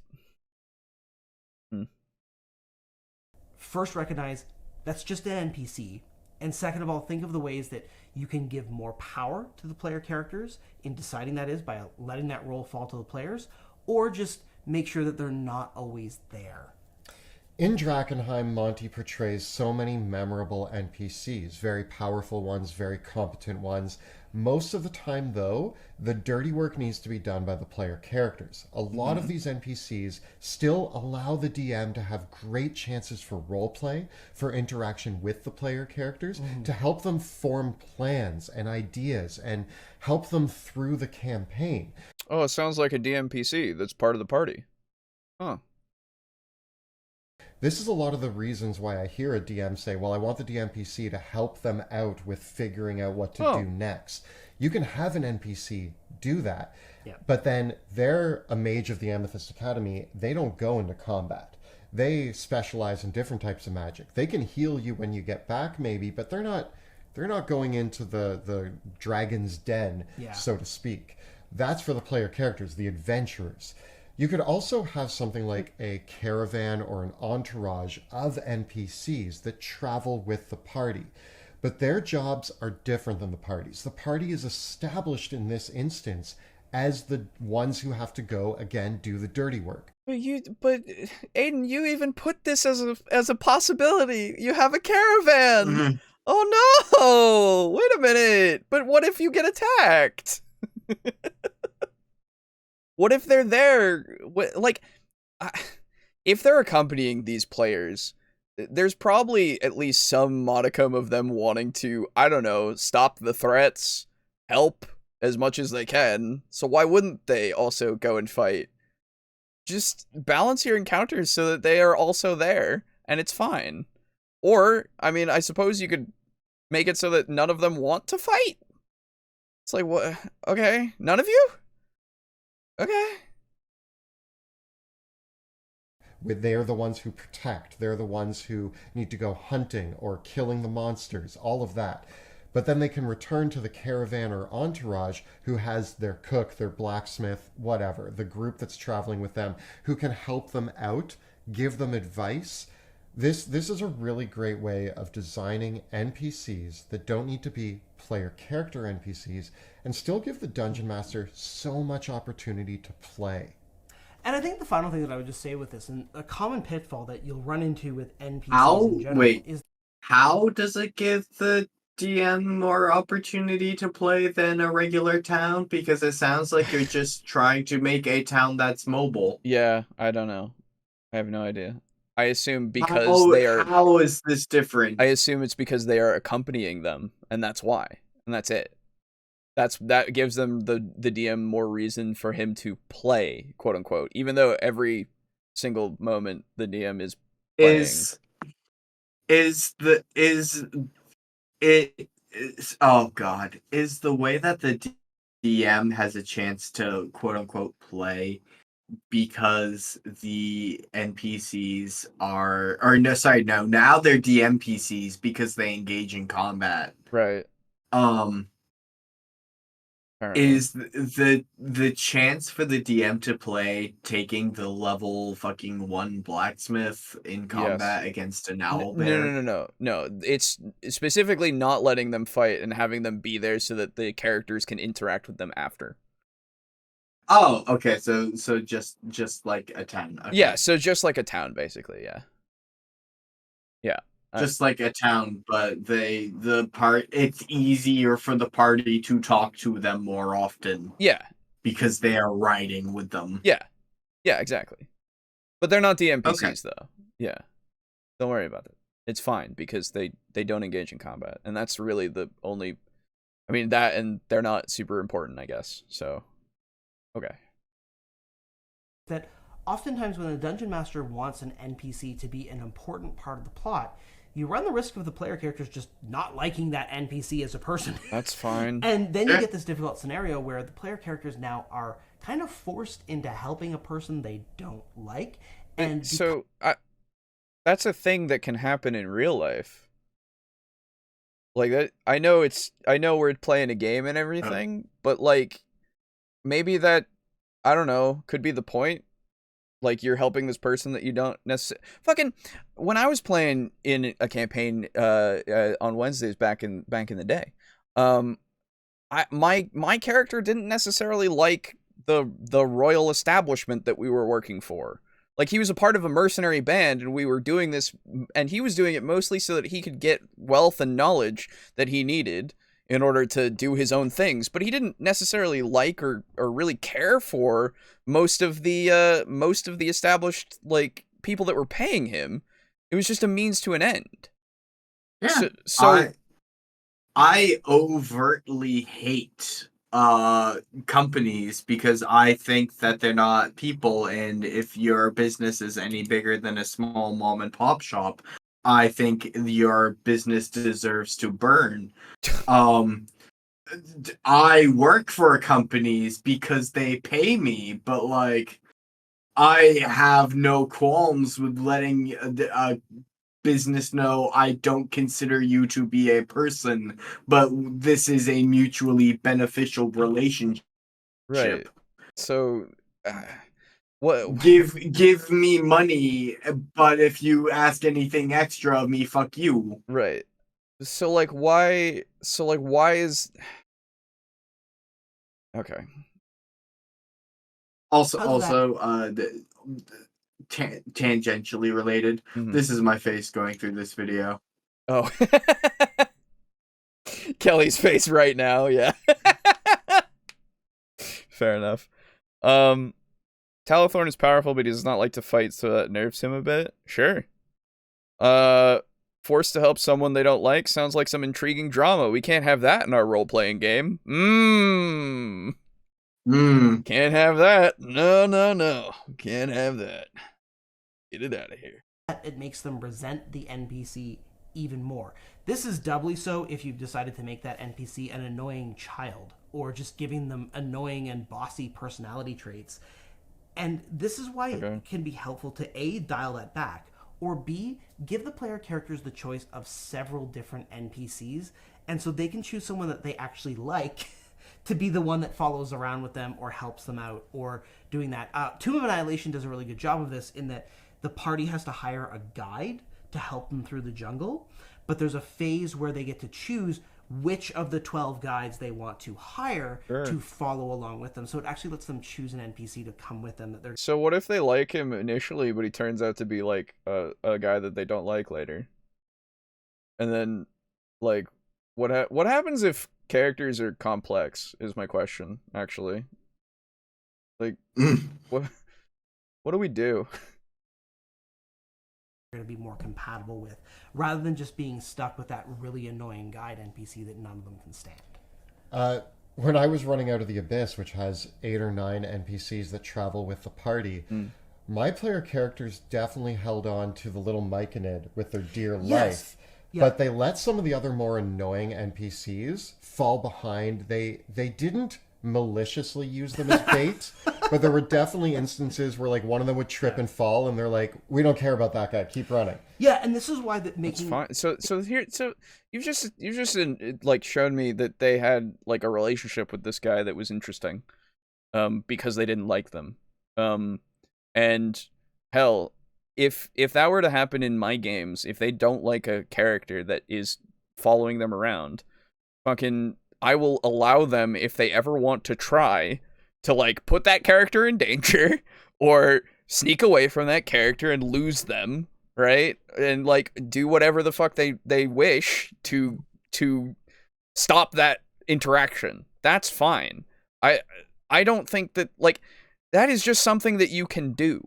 I don't think that we need to just prevent our players from encountering annoying characters, because one, I don't know what your character is going to necessarily find as annoying unless you tell me specifically like that your character does not like this type of personality or something like that, right? So I just what one of my absolute favorite things that I've ever done to my players. Like, I'm a little bit of a fucker as a DM. Mm-hmm. I made a character that the party was looking for quests and saw a quest that it paid like twice as much as any other quest. Gotcha. Like it was far and away the best quest to have, and it was relatively easy. It was, I think, guarding a warehouse, like for a night, and the party had like a fight against a few bandits, and then that was it. It was super simple, barely an inconvenience. But it paid super well. But when the party went to talk to the person who was like offering this job, he was super annoying. He like spoke really nasally. He was super up his own ass, like talked down to the party. And the party was like, I fucking hate this guy. I want to kill him, but fuck, he's paying so well. And I took particular delight in like 3/4 of the way through the night. One, like, when the players were like shifting watches, one player remarked to the other like, oh, like, this job's been easy, but fuck, I don't want to have to go back to this character and have like another interaction with him. And they're like, yeah, well, we can just get that bag and then, like, I don't know, maybe kill the guy, like who knows? And like just kind of winked at me, and they're like, I'm gonna be a murder hobo, right? And like we laughed, we joked, it was a good time. And then at the end of the quest, they talked to the guy. They're like, hey, pay us now. And he said, oh, sure. And remember how I said how he paid twice as good as like any other job? He paid in Electrum. That's right. Okay. and he is the only NPC across 2 campaigns who I have ever had who used Electrum. Right, of course. And then, because he paid so well in Electrum, I then had it be a recurring bit of like, hey, let me know whenever you pay for anything and the Electrum is part of it. Right. And whenever the party paid with like Electrum as like part of how they paid, the NPC would look at whoever gave them the Electrum as if like they had just spat in their mouth. One merchant, like a town over, like actually returned the Electrum and was like, give me silver.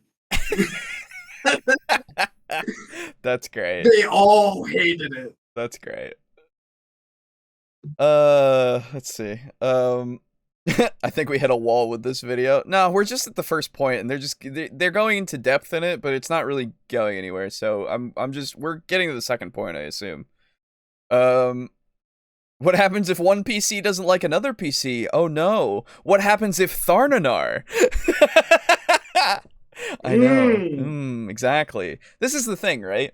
The characters, it's almost like we're playing a game and we're playing as characters, and the characters aren't necessarily us entirely, and like they can have their own feelings about things while we have others. Like, I like Tharnanar. Fucking Mez hates Tharnanar. I mean, not all the way. He's all right, but like he doesn't like him. But I like him. He's a funny little guy. We as a party all love Tharnanar. Yeah. But like it's a fun little bit of like, oh my god, fuck this guy. Fuck this guy. Exactly. Has anyone played as Mafia members in D&D before? Probably. Investing all of that into a single NPC is a bit of a risk, whereas as soon as you spread that across multiple NPCs and let the players choose who they want to work with, who they want to associate with, all of a sudden you can have your NPC that follows the party. It's just that the players are totally down with it because they picked it. How many times have you had a meepo situation where the player characters fell in love with the goblin NPC that you thought, or the rattling NPC that you thought was going to die in that first session, and now they've become the unofficial mascot of the party? When these things happen organically, it's amazing. But when you try to force it, it doesn't feel good. The second reason that we hear a lot for wanting a DMPC is because the Dungeon Master has decided that a certain role in the party needs to be filled. Okay. This is oftentimes a healer or a tank. And I'm going to start off by telling you that in Dungeons & Dragons 5th edition, party balance isn't the same as it was in prior editions or possibly in other games. Definitely not in video games. And definitely not in video games. Right. In most video games, it's like, okay, we need to have a well-rounded party.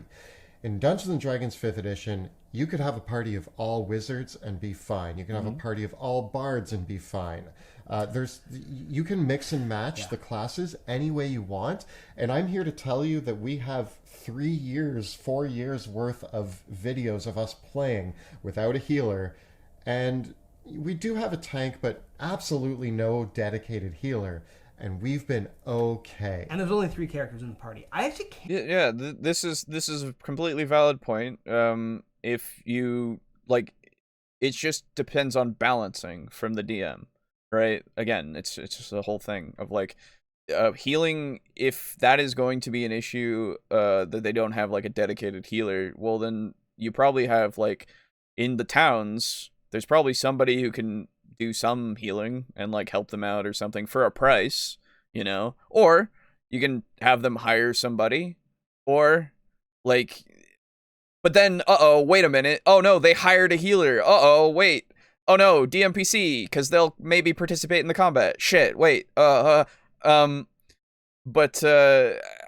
it's just, like, or you can make it so that they just rely on rests, because resting heals, you know, so giving them ample opportunities to rest up and make it so that they can get through encounters, just making it more... Sounds like a prime party for a wizard. Yeah, right? So, you know, it's fine, like, but at the same time, I don't see there being an initial problem with, like, this being the reason why you need a DMPC, or why you include a DMPC, doesn't seem as egregious, at least without any more context. I suppose you'll give me something that I go, but I also don't, if this is what the DM wants to do so that they don't have to necessarily, like, I don't know, make it so that every town has healing or whatever, or just, you know, have that kind of person there to, like, if they're able to die, they're just as much at risk as anybody else, you know? And that just means that if they do die, then they've lost that healing until they find somebody else who can. So... So another thing to help differentiate how I have rolled out DMPCs from how Dungeon Dudes assumes all DMPCs are. So like I said, I have pets. Pets, like most people in the world, are not entitled to death saving throws. Right. People, like the player characters are, but that's because they are exceptional people. Right. But that is something that I would encourage other people to perhaps consider, of either A, don't give them death saving throws, or B, make it so that they cannot pass death saving throws. So, like, you roll, and if you nat 1, that's 2 death saving throws failed. But if you roll a 2 through a 20, that is still 1 failure. Or 2 through 19 is 1 failure, and if you roll a nat 20, they don't improve, but they don't worsen. Sure, yeah, that's another way to do it, for sure. So, the handy little tool for anyone in the audience. I believe I've mentioned that before. I believe so, yes. do people not like to play as tanks and healers? It's not necessarily that. It's just that it's just a thing that people don't do sometimes, you know? That's the other thing is, like, tanks and healers, you can have somebody be a dedicated tank because they sword and board or whatever, and they have a high AC or whatever, but anybody could necessarily, like, become a tank, depending on spells that they take and other things, like... D&D is also unique in that it provides 2 ways for a person to be a tank. You may not need a balanced party, but I feel like it would be easier to run the game with a balanced party. Yeah, it could be.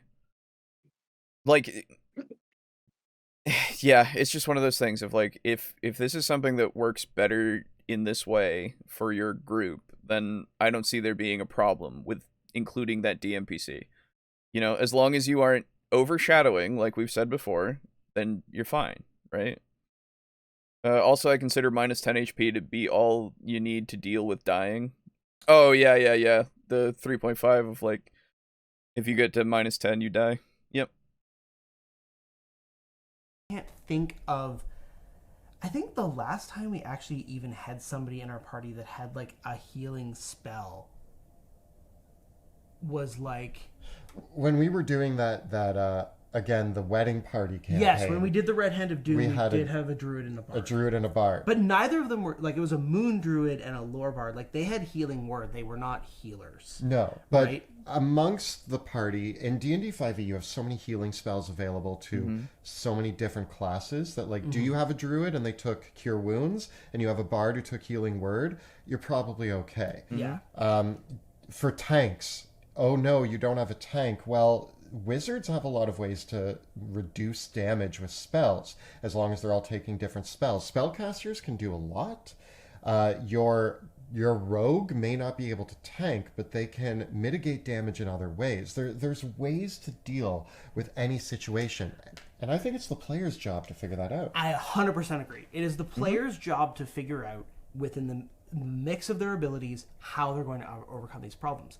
Sometimes it does mean, when you have a party that doesn't have a tank and doesn't have a healer, it often means that party has more battlefield control abilities, they do more damage, and it can, oftentimes, in my experience at least, not having a healer, it usually leads to one-sided combats, where it's still a challenge, but the player characters know that because they don't have any healing, they can't really afford to take a lot of hits, so they have to hit hard, and they have to come in with a strategy, and they have to walk away kind of unscathed.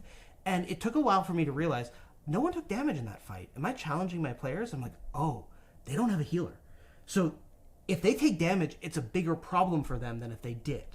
So sure, it can be a mindset change. And but the other thing that you also have to talk about how it's the DM's responsibility to make it so that these encounters are achievable by this group. Like, because you know what they can do. You, as the DM, you know what they have, what they can do, what they are taken, what they have taken, and all of the capabilities that they have in that, or in their arsenal. So there is also that aspect, because if you put things that are specifically, like, I don't know, super high damage things, and you don't have any regard for how quote unquote squishy they are, then it might end terribly. Like, it is up to the players how they deal with situations, because it might not always become a combat. They could deal with it in other ways, for sure.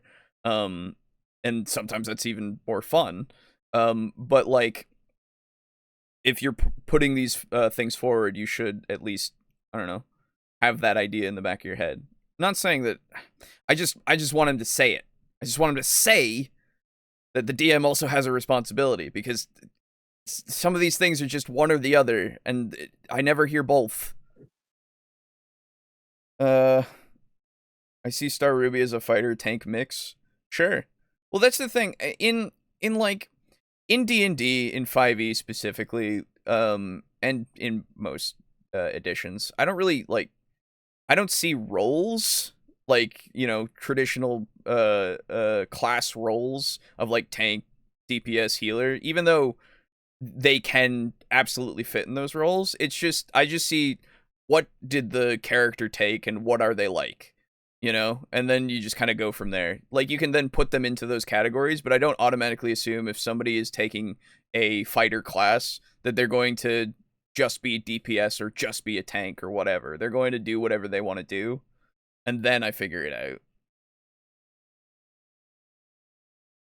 Ultimately, Yeah. if you do still think that your players need a little bit of help, perhaps they're newer to the game, they need a little bit more infrastructure, I think the best way to address it, personally, is magic items. There are so many magic items that you can hand out to solve this problem. If your party doesn't have a healer, just make potions more readily available. Healing potions take an action to use. It's the same thing as just if you want to do this without them having a dedicated healer, then just give them an option in town or, you know, whatever. Like, that's fine. But if you, as the DM, want to put them, like, give them a character that can heal, or they request a character that can heal because none of them want to play that character, then there's no problem there. Like, this is fine as an alternative, for sure. But if it is requested, or if it is something that you want, and is amicable to the group, then I don't see why you shouldn't. That's part of the fun of not having a healer, is you need to figure out when you got to use a potion. There is also the Staff of Healing, great magic item to award to a party who doesn't have a dedicated healer. You could also homebrew an item like a Wand of Cure Wounds or something of that sort. Take a spell that does healing, attach it to a wand or staff, you've got yourself a magic item. I just took the Wand of Magic Missiles, which doesn't require attunement and doesn't require you to have to be a spellcaster, but lets you shoot magic missiles. And I just changed Magic Missile out for Cure Wounds.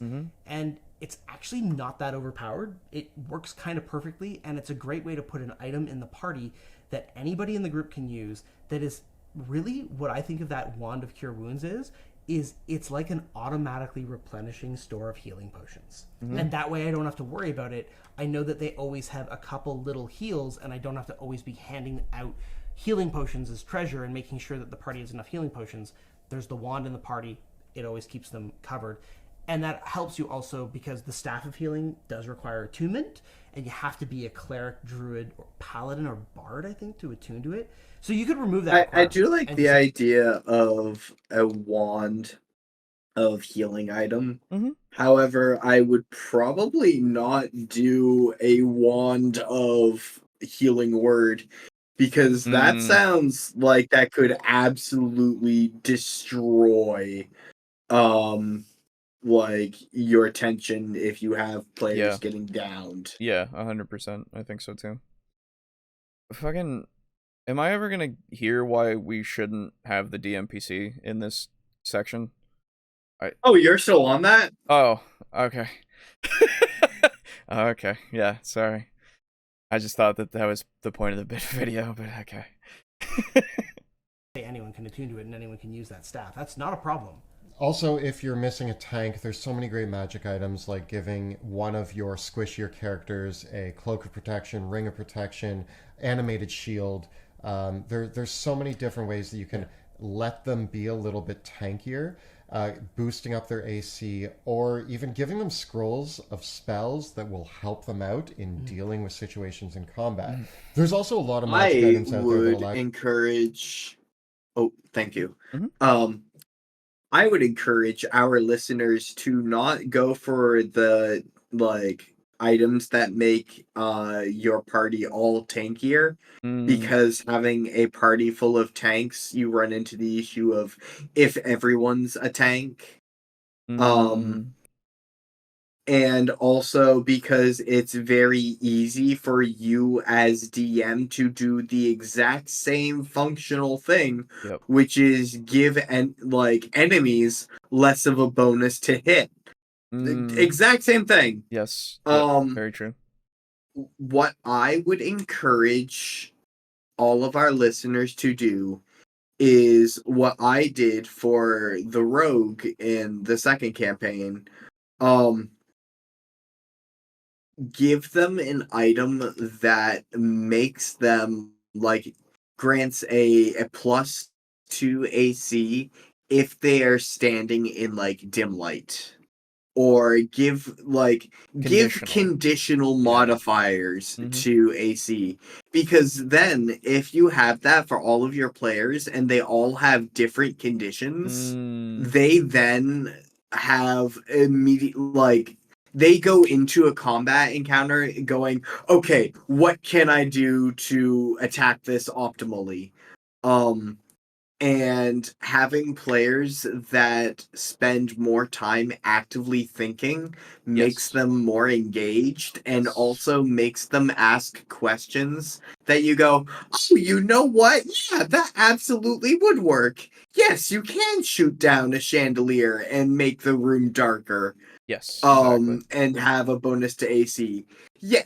I had a member of the party, the cleric, had a bonus to AC if you were within 10 feet of him. Nice. So, like, for a lot of the party, they wanted to get close to him, but, like, for some of the party, like, for instance, for example, the rogue, they could get bonuses if they were away from him and the light that he would shed, and they would go, oh, you know, the cleric is casting light, that's going to make shadows in the room. If I am standing in the shadow, I can get a bonus to AC, but the shadows are going to be shifting around. Yes. If you were my fighter, like, you didn't get straight bonuses to AC because you didn't fucking need any more bonuses to AC, Alex. You had enough already.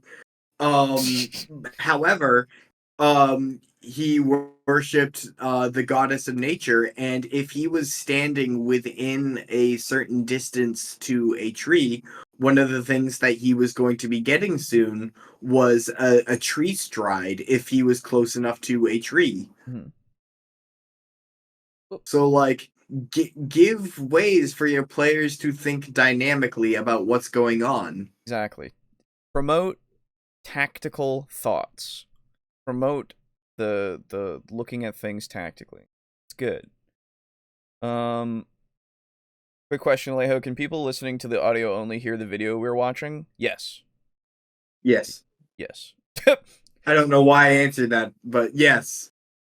It's a good assumption. Yes. Audio only version is it can hear everything. It can't see anything, but it can hear everything. You know, we should separate the audio tracks and have it so that if you are audio only, you don't get access to the video's audio. But if you were audio only and also a Patreon member, you got access to that. See, I thought you were gonna say, "Oh, we should do it so that that the video is in one ear and we're in another." No, we should have all listeners.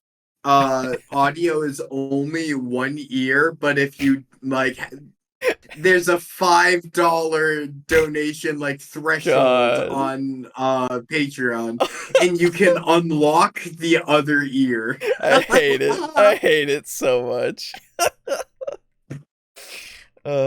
Yay, goddess of nature. Yeah. You to summon other creatures, like summoning elementals, and they can make really good meat shields or tanks. You summon a fire elemental and throw it out in front of the enemies. I'm bored at this point. Now, like, I'm so fucking bored. This is just, it's like, yes, okay, yeah, good. All of the squishy spellcasters can deal with casting their spells, while the fire elemental takes the brunt of the damage. Summoning magic items are a great way to solve the we don't have a tank issue, and you can start handing them out relatively early. It also lets your players have to be a little bit strategic. I love the elemental gems because they're one use only. They summon the elemental. We're still doing this? And so this? it means that if the players are going into a situation where they feel they need a tank to take the hits, here's no matter what you do, don't pause. I'm trying. I think that when we address one of the other major reasons why DMs often want to create a DMPC within this, The other thing that they always say is, but I want somebody to help the players out. I want somebody to converse with them. Okay. By losing the DMPC, I'm not going to have that. One thing that you can see Monty use all the time in our game, and I have implemented into my games as well, I love adding sentience to a magic item. That Staff of Healing, give it a personality. By giving a magic item a personality... You know what? Actually, Hmm. fuck the whole giving personality to a Staff of Healing. I like the idea of having a wand of elemental summoning, Mhm. and the wand has a personality that's carried out through the elementals. Ooh, yeah, So yeah. so make it so you have to attune to the weapon. And then the weapon can speak to you, and he'll be like, "Hey, wanna give me better summoning placement next fight because you're summoning you summoned me like last fight in a dog shit area. Yes. Try covering me next time." That would be so good. Yeah. Oh, fuck yeah.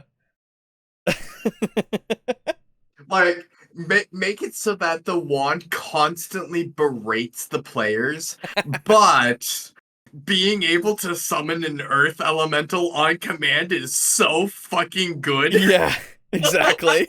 I'm 100% about it, for sure. That sounds great. Is there a VIP high cost package where I can get high def audio, Aiden? Oh, only for you. Ah, okay. Draco Kraken, you're special. Jesus. How about director's commentary for $10 extra? Are you telling me we have to go back and listen to this again?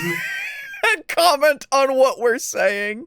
Jesus Christ. Yeah, in this moment, I had this thought, and well, I really needed to say it, really. So it's kind of how it is, right? $10 extra for that. Jesus. You're doing the service of a DMPC without any of the problems. Okay, so no, not necessarily. A magic item has its own function. It has a specific function. A DMPC, if we're talking about, like, if we're using the rationale of saying, if I don't have a DMPC, I won't be able to interact with the players as much. If that's the rationale, then I suppose we can just fix it that way. But otherwise, if you look at what a DMPC is, they're just a person who is there to help them in many different ways. Not necessarily to overshadow or outshine them, right? I'll keep fucking stressing it so that nobody can get me confused here. But, like, they are there to also assist. Just because they're fighting and everything doesn't mean that they're taking away from anything. They are just assisting. Skill challenges, fucking whatever they're good at in their class, all of that stuff, that is completely separate and good to have for this character to utilize on the command of the others, basically, in order to do specific tasks. But the magic item is just gonna do what it was made to do. Even if it's sentient, it has a limit. Like, it doesn't know everything. So, and it doesn't necessarily know specific things that would be more valuable from a, I don't know, a DMPC cleric of fucking Bahamut or Tiamat or fucking, I don't know, any god. Maybe they have knowledge of that religion that will pertain to the quest. Who knows, right? God, Alejo, I know you were speaking that entire time, but Thank I you. only listened to like the last quarter of it. Yeah, that doesn't because surprise me. I am so in love with the idea of the wand that summons an elemental. Yeah, that, that's fair. that talks shit at the party. That's fair. I'm like designing how the elementals look, Okay. designing the quest for how the party like gets it. Good. Yeah. They get it from a hag. Sure. Imagine it like this. The problem with the DMPC is that it takes agency away from the players. It forces decisions upon them by having another player character in there who is acting as a player character. Well, okay, well, we're just saying that this is the problem. We're just saying it. That's it. Like, you're not... It could happen. Yes, I give you this. I will grant you that much. It could happen if done poorly. Just don't do it poorly then. Like, learn from all... Give me a video to tell me the things that I shouldn't do, which this is supposed to be. And I appreciate the alternatives for sure, but just go into depth of, like, how this could be a problem. Not just tell me that it's a problem. I mean, to be fair, they have gone into some depth as to how these are problems, but if you're just going to keep beating me over the head with it, really, like, if we're just talk about that rather than, like, you can give me the tips and stuff as well, but, like, I just need more of that focus. When it's an item, the item needs to be activated by the player characters. The abilities of it need to be used by the player characters. This means that all the agency is in the hands of the player characters. So, telling a DMPC what to do and when to do it, like, to, you know, what if you did that? What if you made it so the DMPC followed their orders? That removes every problem that you have. Oh, wait, no, then they're an NPC, I assume. I don't know. Because they're not technically a player. But they still can talk and stuff, so... whatever. But... how about commentary from the host that misses the show? Oh, that's an idea. There you go. What? For the director's commentary sorry. thing? I thought you were talking about inattentive hosts. What? No. I see. Yeah. All right. I can finally drive home. Have a safe drive. That magic item has a voice, so they are able to bounce ideas off of it. Hey, magic staff, you're old and ancient. What can you tell us about these ruins that we found you in? Well, now the staff can tell them the history of these ruins. It can navigate for them. It can give them clues or tips or hints. Maybe in the... So again, the same thing can happen with your DMPC. Like, if you do it well, you're just giving me reasons as to why I can do both. Maybe they're a historian. Yeah, exactly. Fucking, you get a bard DMPC, they get fucking history is their main thing, and yeah, I don't know. That's what my guy did. He was all about that history shit. So I gotta go. Okay. Past this staff was a world-traveled sage who was cursed to be imbued into their own staff when they died. I'll be right He doesn't even fucking mute himself. Jesus. So they might know a lot of lore and history and just elements that you can actually use to converse with your player characters. This allows you to fill that gap of somebody who can help navigate through the campaign, especially for newer players, but they're in a magic item. And because they're a magic item, it also means that you can put restraints or curses or limits on what that sentient item knows, just like any other NPC. I also have done... Oh, just like you could for a DMPC. Wow. Oh my god. Crazy. I'm sorry. I know I'm harping on it, but really, like, what's the difference? Get Boo's thoughts on this episode only for $15. With warlock patrons, and have the warlock patrons or even the deities sometimes be a more tangible presence. You got to be a little bit more careful with warlock patrons and deities because they exist in a higher power dynamic to the player characters, so it can feel like the god is bossing the player around. So the sentient magic item is really good because a sentient magic item can give the players advice, it can give them their opinion, but that advice can be bad advice, that opinion can be wrong, and it can also be up to the player characters to decide whether or not they even listen to it in the first place, even if it is good and correct advice. So what's the difference with that and a DMPC? Or NPCs in general? Or anything in general? That could be the case. And ultimately, that means that even if it is good advice and it is true information, it's up to the player character to decide whether or not they heed that advice. Yeah. So as we come into the final and probably the most difficult reason why DMs out there want to use DMPCs, it's because they feel like a forever DM and they want to play too. The first thing that I got to say is that the DM is a player in the game as well. And their fun is just as important as everybody else.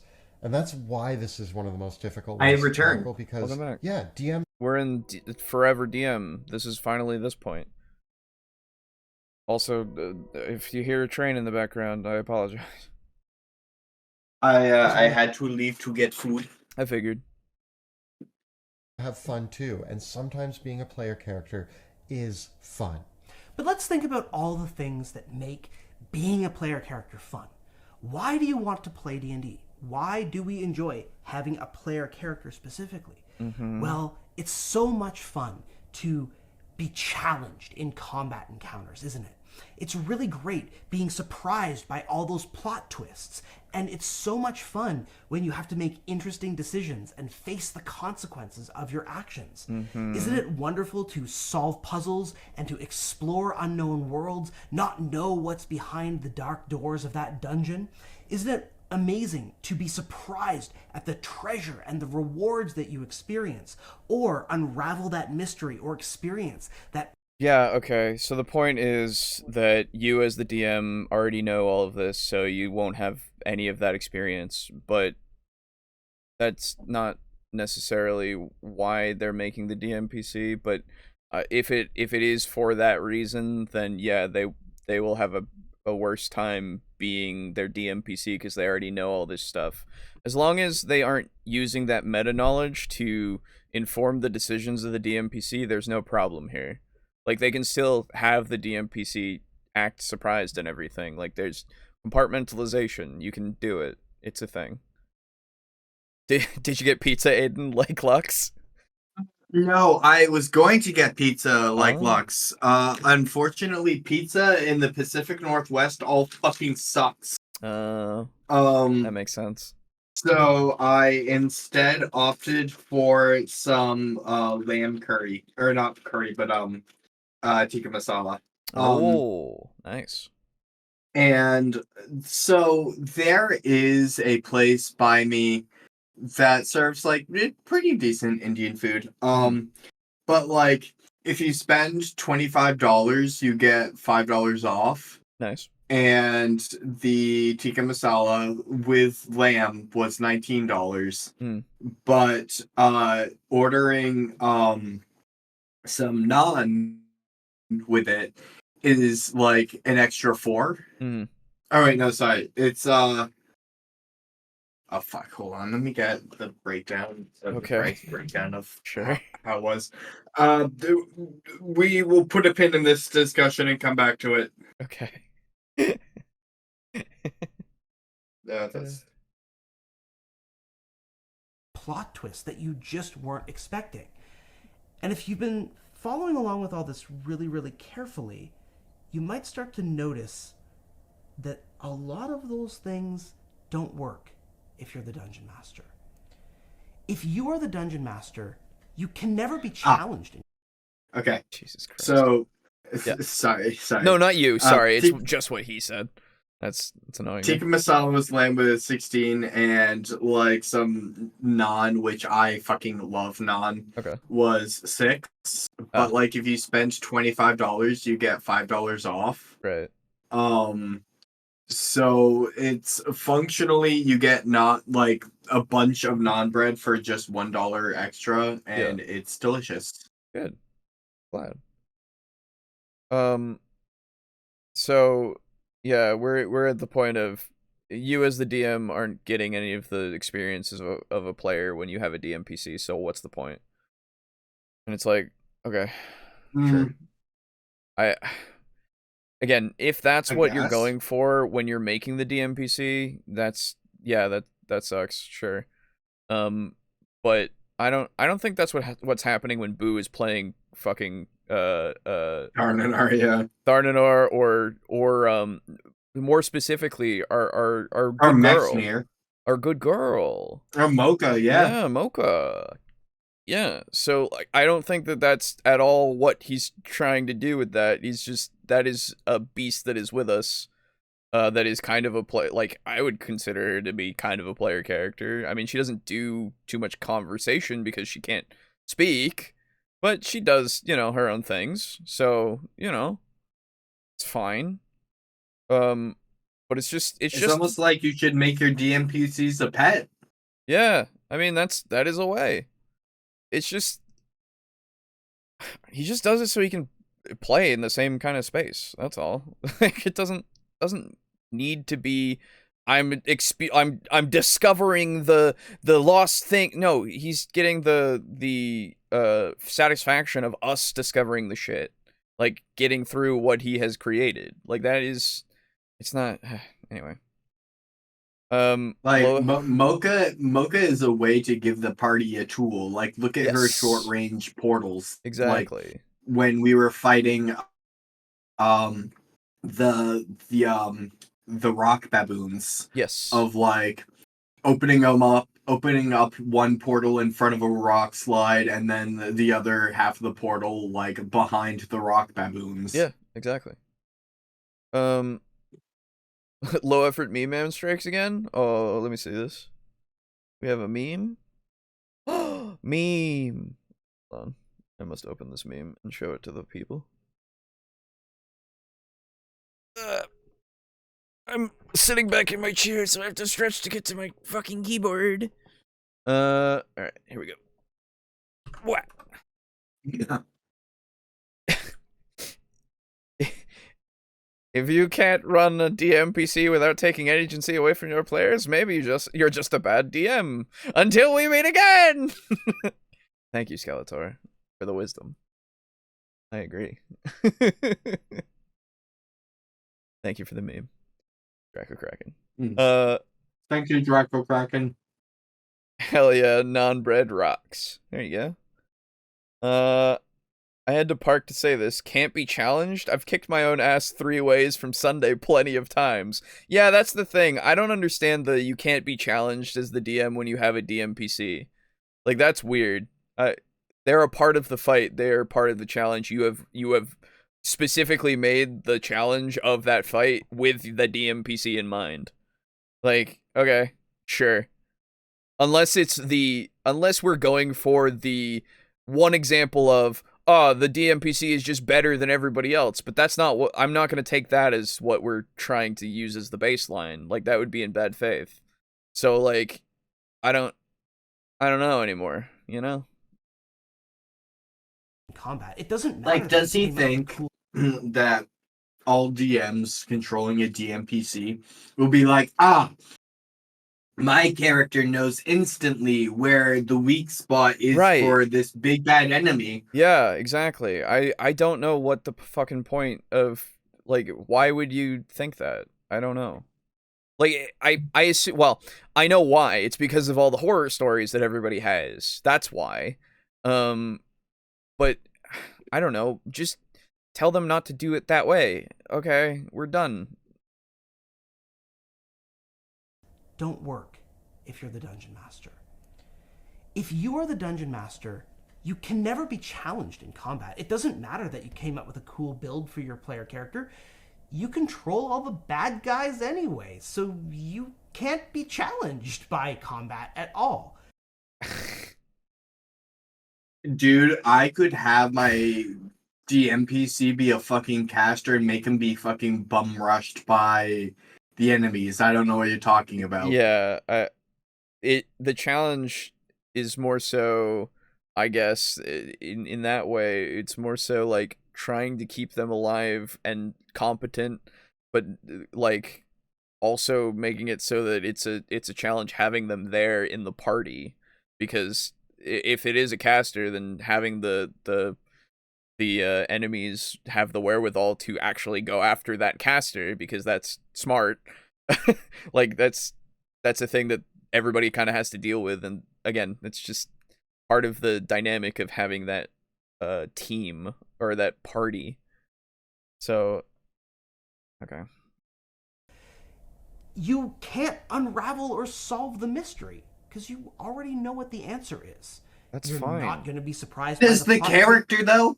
Right. That's a thing. Does the character to make it so that your DMPC isn't like taking the forefront, is assisting in the mystery. Like that's it, as much as they would have knowledge to. So like, whatever. Because you determined what it was, and you can't really explore that world that you made yourself. Mm-hmm. You can't have that wonderful role-playing experience with the other NPCs because you'll just be talking to yourself. Okay. Yeah, I hate talking to myself as an NPC. It's a thing that happens on occasion, but at the same time, I also understand that my players sometimes want me to suffer. and also they want to know how these two people will interact with each other because of whatever differences they have. You know, like that's a thing that happens. Oh no, I got to deal with it on occasion, but also it's still fun to interact as yourself or as a personality with another personality. Like that's still kind of fun. I don't know. You knew that treasure was there. You knew what the answer to the puzzle was. You knew what the meaning behind the prophecy was. You can't make any interesting choices for your character because you're the one that decides what the consequences for those choices are. What's the name of this guy on the right? That's Monty. Okay, Monty, I had something that'll kind of blow your mind. You've given me something tonight, what with interesting uses for magic items and sentience. Like, yeah, I knew sentient magic items existed, but I never thought of using them like in this way, Right. and I appreciate that you have given me this. Now is my turn to give you something. You as a DMPC don't have to play things hyper optimally. Right. Yeah. And can, in fact, make your DMPC a dumbass. That's true. Also, well, I don't know if that's on brand for what they would do, though. So that's why they're thinking of this kind of like this way. Like, they do the optimal shit. Like, that's their suggestions for, like, more damage and all that kind of stuff whenever they kind of homebrew shit and fix, quote-unquote, fix stuff, if you remember from some of the videos that we've seen before. Like, taking away more skill-focused things to give something that has more damage potential. And it's like, yeah, okay. So then, but what if I want this character to, I don't know, not be like that? I don't know. Don't worry about it. The truth is, the Dungeon Master can't be a player character. Okay. Because the experiences are fundamentally incompatible. Everything that makes being a player character in Dungeons & Dragons or any role-playing game is basically denied to you when you are the DM. Okay, so now that you've said that, why the fuck do we call it a DMPC then? Is it really just because it's a bad thing when they do him wrong? Is that it? The title is literally just because the bad uses? Because otherwise, I just point to NPCs all the time and say, so this is fine? So that thing is fine that's helping me with the puzzle of the ancients that I'm solving with my characters right now? Like that is okay, but if it had a stat block like a player character sheet, does that instantly make it so that I'm a bad boy? Like why? So I will agree with Dungeon Dues conditionally. Okay. If you are playing a DMPC, for instance, Yulon. Yeah. If you have Yulon figure out the puzzle, right, then like it's very hard to go to have your players then go, oh well, he's just giving us the puzzle. Right. Yeah. No, I agree. I agree. Like, also, because it is impossible for you to go, oh, my character has, quote, figured it out, end quote. Mm-hmm. because you cannot have your character figure it out, it is impossible to feel that sense of pride that you get from figuring it out. I agree. And I find that experience of, hey, look at me, I'm a clever boy, I figured it out. I find that experience is, as a player, very rewarding. I agree. And you cannot have that as a DMPC because you can I go, agree. oh, look at me, I figured it out. I agree. However, I disagree staunchly with the points that Dungeon Dudes bring up. Yes. Exactly. Like, we're just rehashing the same thing of don't make them so pivotal and figure everything out and be better than the player characters. Like, that's just it. That's the only thing that is needed. But if that's it, then the problem is you could do that by accident with a quote-unquote NPC. Like, that is something that you could do when they recruit an NPC onto the party. Doesn't matter that they don't have a character, like, made, or a player, quote-unquote, player-made stat block. You could do that, and that would be a problem, too. So, like, the differentiation is just that they are a character sheet, really. So just don't make shitty NPCs. Is all that this is. We just need to drop this DMPC thing. I get it. Oh no, they made a character sheet for balancing purposes, and then they made an oopsie, and now the game is a little bit less fun because they figure everything out and everything. Oh, well, tell them not to do that, and then the character sheet isn't the problem. The fact that they can do things that the player characters can do isn't the problem, because NPCs can do that to an extent. So, please, just give me this much at least with this wording that we have for DMPC. We can just get rid of it and just leave it in the dust. What the hell do you mean, no challenge? Funny joke you just said. The dudes lost the plot. I don't know. I think, again, everything is built off of that one point, but it's just that we are missing the tree for the forest, really, because we're going into all the things that branch off from that tree. Of like, oh, don't make them super, like, take away from the player character's experience. And, like, that's it. And then everything branches off from there. But I appreciate that we have all of these different instances of talking about how you could do that. And saying, don't do that. But, yeah. The DM can't be a player character. Well, then problem solved. Roll credits. Yep. True. Oh no, we are bad little boys. That's true. I'm a bad little boy. Oh no. Because nothing can surprise you. You control everything. What makes being a PC fun is all the things that as DM you can never have. So then the question becomes, how do we solve this? And this is I actually agree with that point. I agree. Yeah. But only because you cannot be surprised. Yeah, I agree, but only because that's not the necessarily why you made the DMPC. So that's like, yes, if you do it for that reason, you're gonna be disappointed. Okay. I also find it funny, the absolute seriousness that we have with this conversation. It's just funny. You can't be surprised. You just can't. The lower tone and everything. It's great. Just thought of it. But doesn't the implication what my face has quickly become. Yeah. Just thought of it, but doesn't the implication of no challenge in combat ignore dice rolls as a factor? Yes. Yes, it does.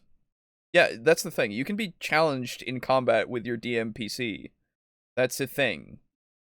You can't, like, unless you're using loaded dice, you can't fucking change it, or unless you're fudging. And it's like, why would you do that to yourself? I don't know. Trickiest part. Maybe you do feel like a forever DM. And the reason why you're creating a DMPC is because you just want to play D&D and try out that paladin build that you've been looking at for years. Mm-hmm. So, in this part of the video, I'm speaking directly to the players. The ones who are playing at tables, have never been a DM, and are maybe a little afraid to be a DM. And I'm telling you, it's not as intimidating as you think. Yay! It can be a lot of fun. And you don't need to commit fully agree. to a full year or 2-year campaign. But it might be a really nice favor to your dungeon master to say, you know what, I think I want to try running a one-shot. Yeah. If you're with an established group, there's a good chance that the people at that table, there's going to be an amount of trust and an amount of friendship that is important, because anybody at my table could try running a game. Don't judge the new people stepping into the DM seat. Let them figure things out. If they ask for help, we can all help them. But giving the dungeon master who's been your dungeon master for years the opportunity to say, sorry, why does Kelly talk like someone just died?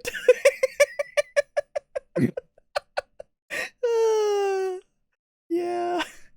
You know what though? I am like super in agreement with this point, and I also think it's really eloquently put. No, absolutely. I think that you should for sure, like, don't be intimidated by the DM's chair. It's not that bad. It's fun. Yeah. We say it all the time. Even if you make a mistake around the table with an established group, we're all friends. Mm-hmm. Like, no one's going to judge you. Mm-hmm. Like, yeah, do so. No, it's a good point. It's just, I also love the implication that I have a ton of builds that I want to play and not characters. Mm-hmm. That's true. I mean, emergent conditions can still come up in a campaign that the DM didn't necessarily plan. Also true, yeah. The story could change because of the actions of the players.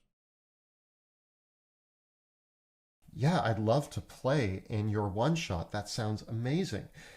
Could be the most exciting moment for them. Oh, they have player characters that they definitely want to try out. I'm sure Monty has player characters that he wants to try out. He's played in several of my games that I've ran, and he'll probably play in several more. Monty has voiced that he prefers being a dungeon master, but every once in a while he says, I have an itch to try something. Yeah. And so we figure it out. We get a few games in to let Monty try out the player characters that he's excited about. Being a dungeon master is incredibly rewarding. I love expanding and building my world. I love role-playing my NPCs, and I love seeing the situations that my player characters get into and seeing the choices that they make and the responses that they do. I love thinking about my NPCs as living and breathing people who respond in logical or sometimes illogical ways to, because people don't always act in logical ways after all, but in ways that make sense for the scenario at hand. And there's a lot of ways that you can get enjoyment out of those things. Certainly, as a DM, I love role-playing with the players. And I find that the experience of being able to be one of my NPCs and portray that character and riff off of my players, that's a ton of fun. I love seeing how my players react when they discover all of these things. But it is a different type of enjoyment, and it's a different type of experience to the experience that you have as a player character. Yes, that is true. Admittedly, I'm the type of person that I often read ahead for spoilers in video games and movies and books and stuff like that. It's a terrible bad habit. So that's why I tend to enjoy being the dungeon master more than I enjoy playing, because I kind of like knowing what's going to happen next, and I kind of like having that little bit of extra control. But I do think that ultimately this separation and acknowledging that the dungeon master, for all their power, the delight and surprise of being a PC is part of what makes it so special. And it's ironic that the dungeon master, for all their power, it's like they can't experience that. It's like the god who does not know what it means to be mortal. Okay, all right. We can calm down. We can calm down. Let's fucking pull it back, brother. Fucking, that's not that deep. I super agree with your point. Yeah. That being DM is a very richly rewarding experience. Yes. However, it differs from the experience of your party. I don't know if I would make the analogy of being a god. I would make the analogy of it being asymmetric multiplayer. Yeah, exactly. But more power to you. Yeah, I mean, if that's how you want to view it, that's how you want to view it. But just slow your roll a little bit, just a little, just a little. But yeah, no, like, so despite how positive I was when I started this video, and how like quickly I have degraded, this is like I can only liken it to going to a restaurant that you've heard good things about and being like, oh fuck yeah, dude, dinner tonight's gonna be awesome. And then the appetizers kind of, it's like they're not bad, but they're not great. Yeah. And then you think, maybe in the entree. Right. And then the entree is dog shit. And you get like super pissed. And then you order dessert, and the dessert is like actually good. Yeah, and you're like, it's like, oh, this is okay. Yeah, I wouldn't come back here for another meal, but I would perhaps get like a dessert and a coffee sometime. Yeah, I get like that. That's where I'm at right now emotionally. Sure. Yeah, I'm with you. I get it. Pizza Funk, excuse me, that's not the Gygax way. How are you going to beat God with that way of DMing? Yeah, well, Garibay plays all the characters, the players just watch. We had to get that D&D transcendentalism in there. DMs are above normal humans. I got a bingo. Oh, we aren't playing Garrett Bingo. Yeah, it's an interesting little cross there, but The fact that they are a god makes it impossible for them to comprehend what mortality actually means. And this incompatibility, unfortunately, I think is the reason why DMPCs cause problems. Because if a DM is not aware that they're actually going to be denied these things, in the pursuit of them, that's where the problems come. There you go. Okay, hey, that's good. That bit right there. If the DM is chasing that player experience, it will cause problems because they are privy to so much information and the inability to experience what a player would. I agree. Yes. Yeah, because the DM will want to solve the puzzle and feel, oh, I'm the clever boy. Yes, but they created the puzzle. They do not feel it, and they instead ruin the puzzle that they hand to their players. You know what? Yes. You know what? See, it's shit the dessert. Meal, great meal, great dessert. Yeah. We finally got to a point where I go, yes, 100%, good, okay. If only the rest of it was. And if you're not building a DMPC for the pursuit of those elements, then I think all of the other solutions that we've presented are the reasons why you shouldn't have a DMPC. Oh, well, no. What do you mean? No. Those are alternatives. They're not solutions. What? Wait, why did you do this to me? No! We were so fucking close! I thought you were gonna say, if you aren't doing that with your DMPC, then your DMPC should be fine! No! I have found a toenail in my chocolate cake.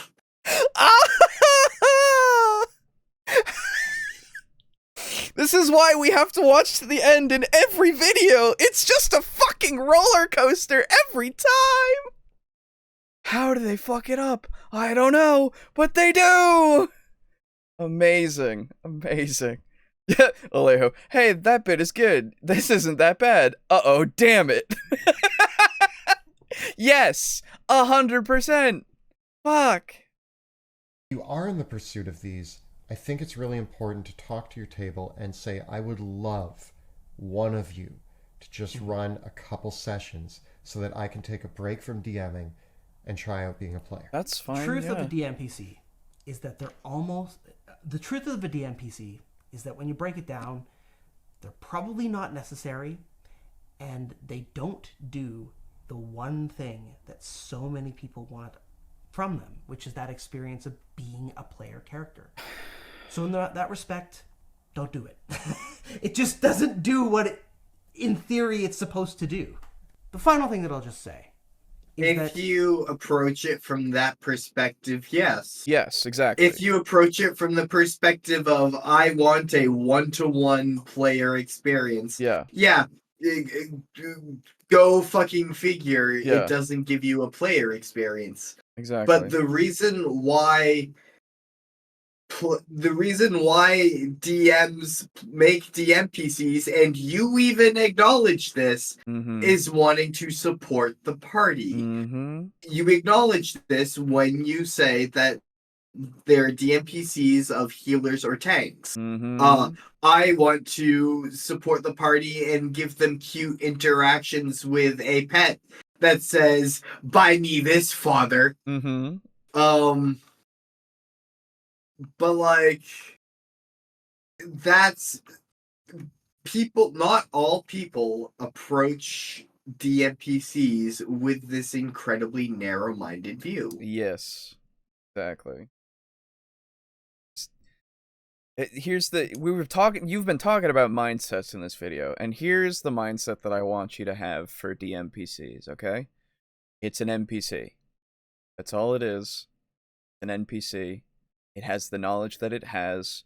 It might have the stats like a player character might have, but that is just there for balancing purposes. And it can do things, you know, that are comparable to what player characters can do. But you can still hamper it with knowledge, with survivability, with importance, or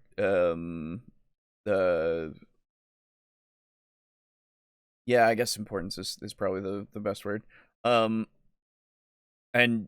make it so that they are just a follower, an NPC, a cohort, a hireling, whatever you want to call it.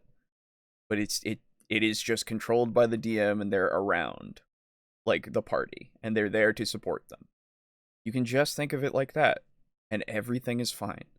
As long as the DM doesn't ruin the puzzles or anything, just acts on the knowledge that the character knows, because it's not that hard to just act on that knowledge for a NPC, so it wouldn't be hard for the DMPC to also only act on that knowledge. Then just have that mindset, and you're going to be fine every time. And just because we can have alternatives to DMPCs doesn't mean that DMPCs are not something that we can use or should use. Like, it is another tool. Just like all your magic items, just like promoting a player into a position of importance, all of these things are tools. Just work with the tool and understand how it's utilized properly, and you will not destroy the campaign that you're running. Perhaps the last little tip that if you really want that experience of being a player character, and as close as you can get as a DM, put all that energy into your villain. And then you might be cooking with gas. I know that there are people out there who love their DMPCs and their table is okay with it. So it wasn't the and last if that is the case, we're not here to say you're not allowed. But we are here to say be careful. But you are. Your title is why you should never have a DMPC in D&D. You are here saying that it's not something you should do, thus making it not allowed.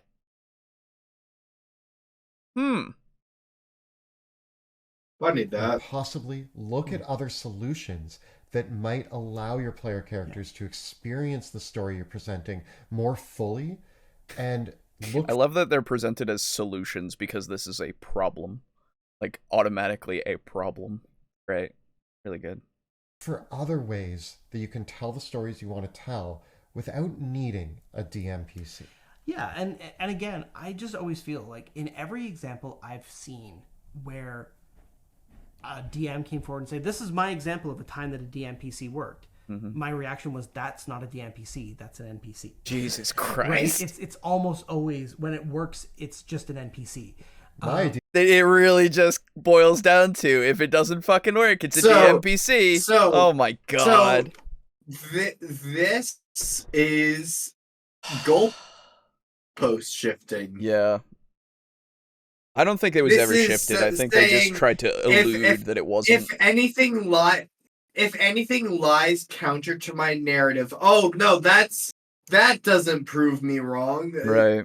I was right the whole time. That's so fucking stupid. Fuck off. Really?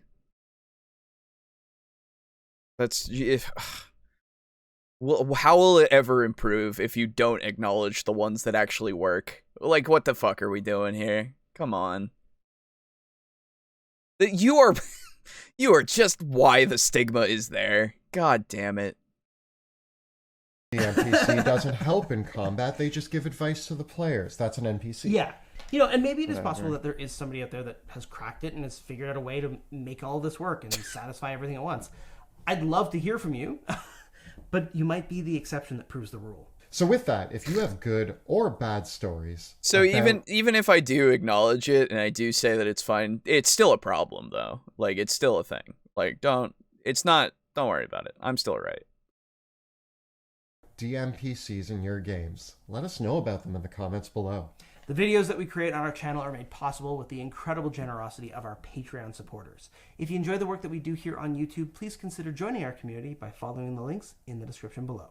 And if you want to see a lot of the solutions that we've talked about with sentient magic items, great NPCs, and role-playing from a dungeon master and the player characters, you can check out our World of Drakenheim, which airs Tuesday evenings on Twitch. You can find all the previous episodes of that campaign right up over here.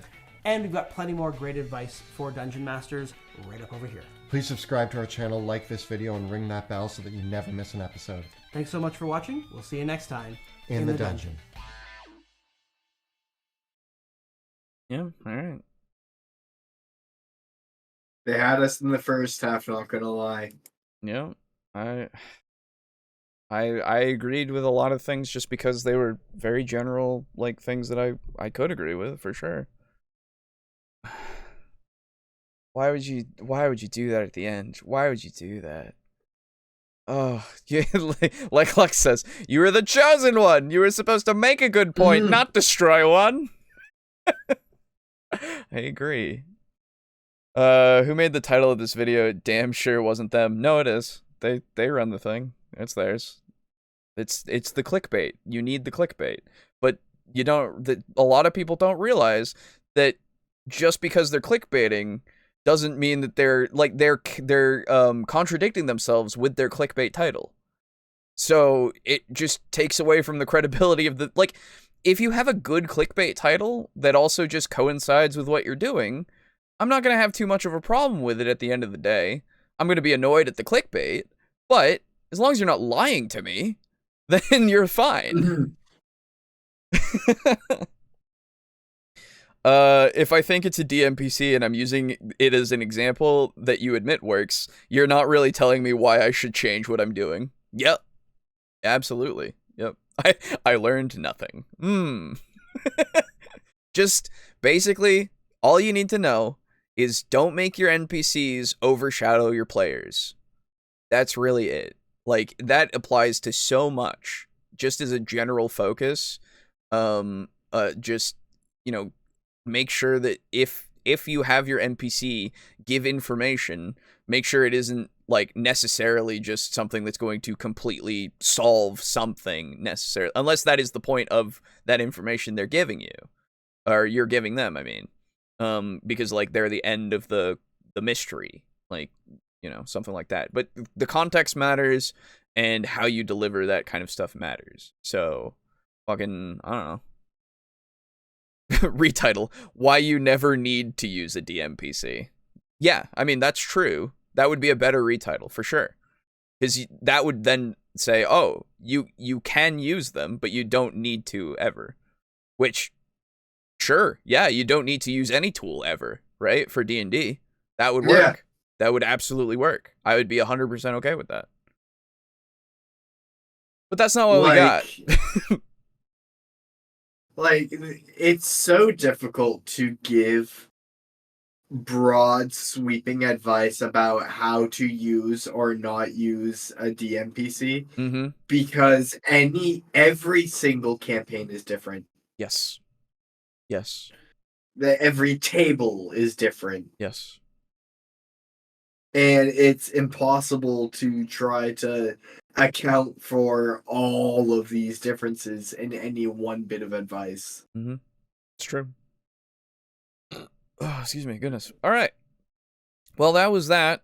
And that was a 30-minute video, and I think that's good enough for now. I think what we'll do is I will read comments, and then I'll do the end stuff, and then we'll be done for the evening. And I will, of course, give you the invitation of, hey, if you, Aiden, are feeling a little weary, or what? Oh, okay.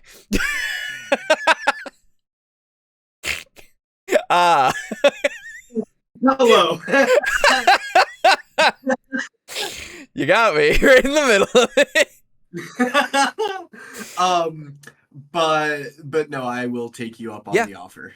Absolutely. I wish everyone in the audience a fantastic evening and an even better week. And I offer the same to you, Alejo. Thank you. I offer it to you as well. Oh, thank you. You're welcome. All right. See you, everyone. See ya. All right. Just me now. Hello. Just me. Good choice, Aiden. Why you don't need to use misleading clickbait titles? Yeah, I know, right? Like that's the thing. Everybody does it. All right. I might as well just close out the thing. Give me a second. My brain is not working. There it is. Okay. And then, I didn't change that. That's why. There we go. And then I can just put away Discord.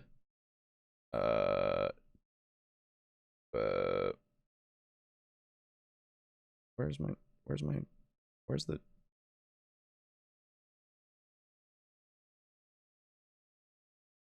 Sorry. Oh, there it is. Okay. So disconnect from that. And then we will bring up. So, comment time, and then we will do the shilling. Okay. So we have a couple of comments here.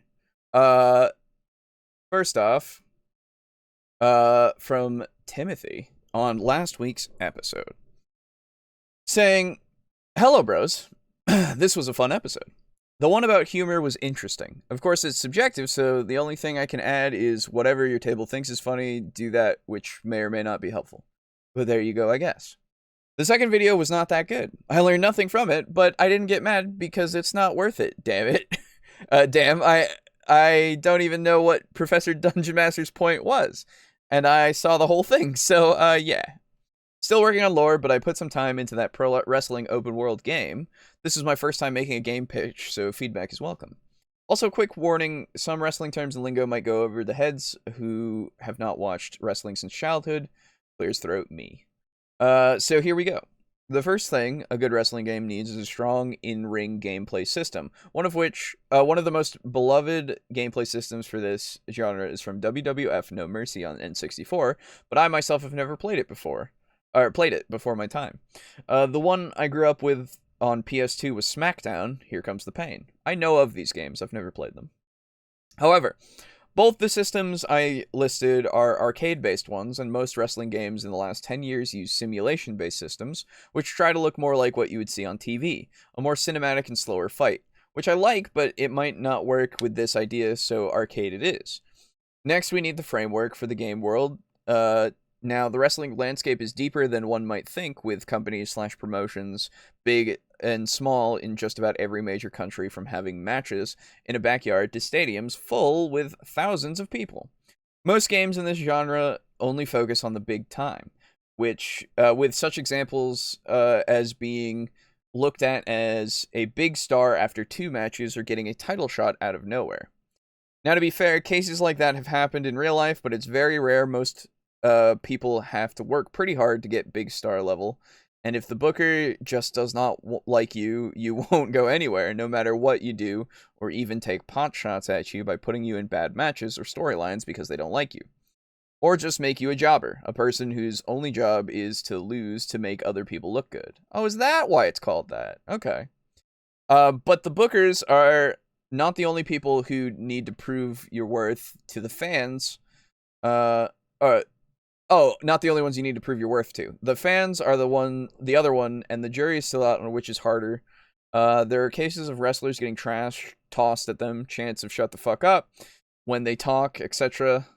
Now, if you're a heel/bad guy, yeah, that might be good, but it has happened to anyone. Now, everything I just said needs a place in this game, and since it's open world, we will be able to fit the ups and downs of this life. Most of the side jobs would be things both positive and negative to your progress as a wrestler, doing interviews, getting to shows on time, meeting with fans, keeping in shape, dealing with injuries, finding a good gimmick that fans want to watch, getting good deals with promotions to not get screwed over, and of course winning championships and holding on to it as long as possible. Now, wrestling is not the only path you can take.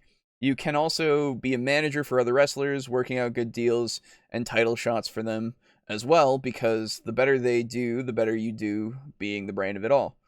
You can also become a booker yourself and make the matches, sign the wrestlers, and everything else that goes into that.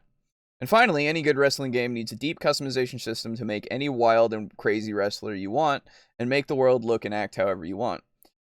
That's my notes and ideas I got. I wish I could go deeper, but I'm not a game maker. Hope that was fun to read. Have a nice day. Thank you.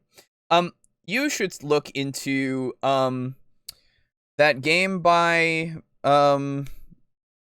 fuck, what was it called? It's a wrestling game made by like MD Dickey or whatever the fuck was his name. Hold on, because that sounds a lot like that. I'll give you the name. It's like not great as a game, but it's kind of funny. And is it Wrestling Revolution? Is that it? Wrestling Revolution? I'm not sure. Yeah, or Wrestling Empire? I don't know. Either of those. Look up MD Dickey Wrestling and you'll find it probably. It has a lot of those elements in it, and it's a little, it's a little dated and not great, but I've seen a bunch of people play a game like that. So, oh, you've heard of M. Dickey? Okay, there you go. Or yeah. So that kind of game, that if they made like one like that, but it was like, better, then I think that's probably what you're looking for sure. You also said, cool, see you then, to when I put the post of when the show was changing. So thank you. Wow, you did. You're here. Wow. Then Unit Rico on the Daily Ninja, the Messenger play that we did. That Mega Monk boss really reminds me of the final boss of Wario Land 3. Except instead of a monk, he's a giant clown, and you have to throw his hands into his face. The designs in that game are interesting. Also, just in case you're looking for more Metroidvanias to play, I highly recommend Hollow Knight and Blasphemous. They're phenomenal. I have played both. I haven't finished either, but yes, they are good. Thank you. Oh, I didn't even see this. Oh my goodness, sorry. Goodness. You hit the nail on the head that game, but better. Yeah, there you go. And then Timothy on session 13 of Devils and Dice, giving us some lore, it looks like. And also a thing. Okay.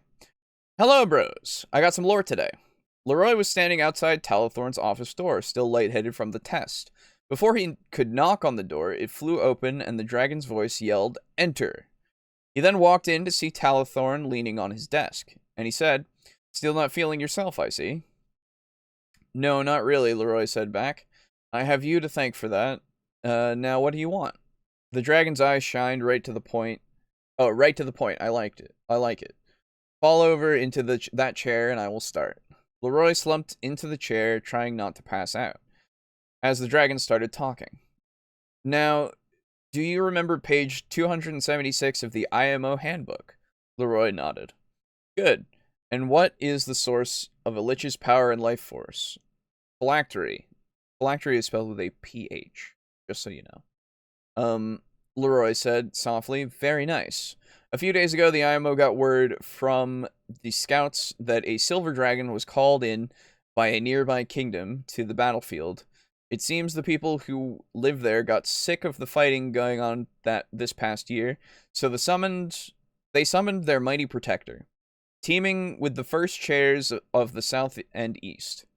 They were able to bust into the Lich's stronghold in the former ruler's palace. The portal to the abyss was closed and Lich captured. However, the phylactery was missing. Do you have a guess on where it might be?" A smile forming on the dragon's face.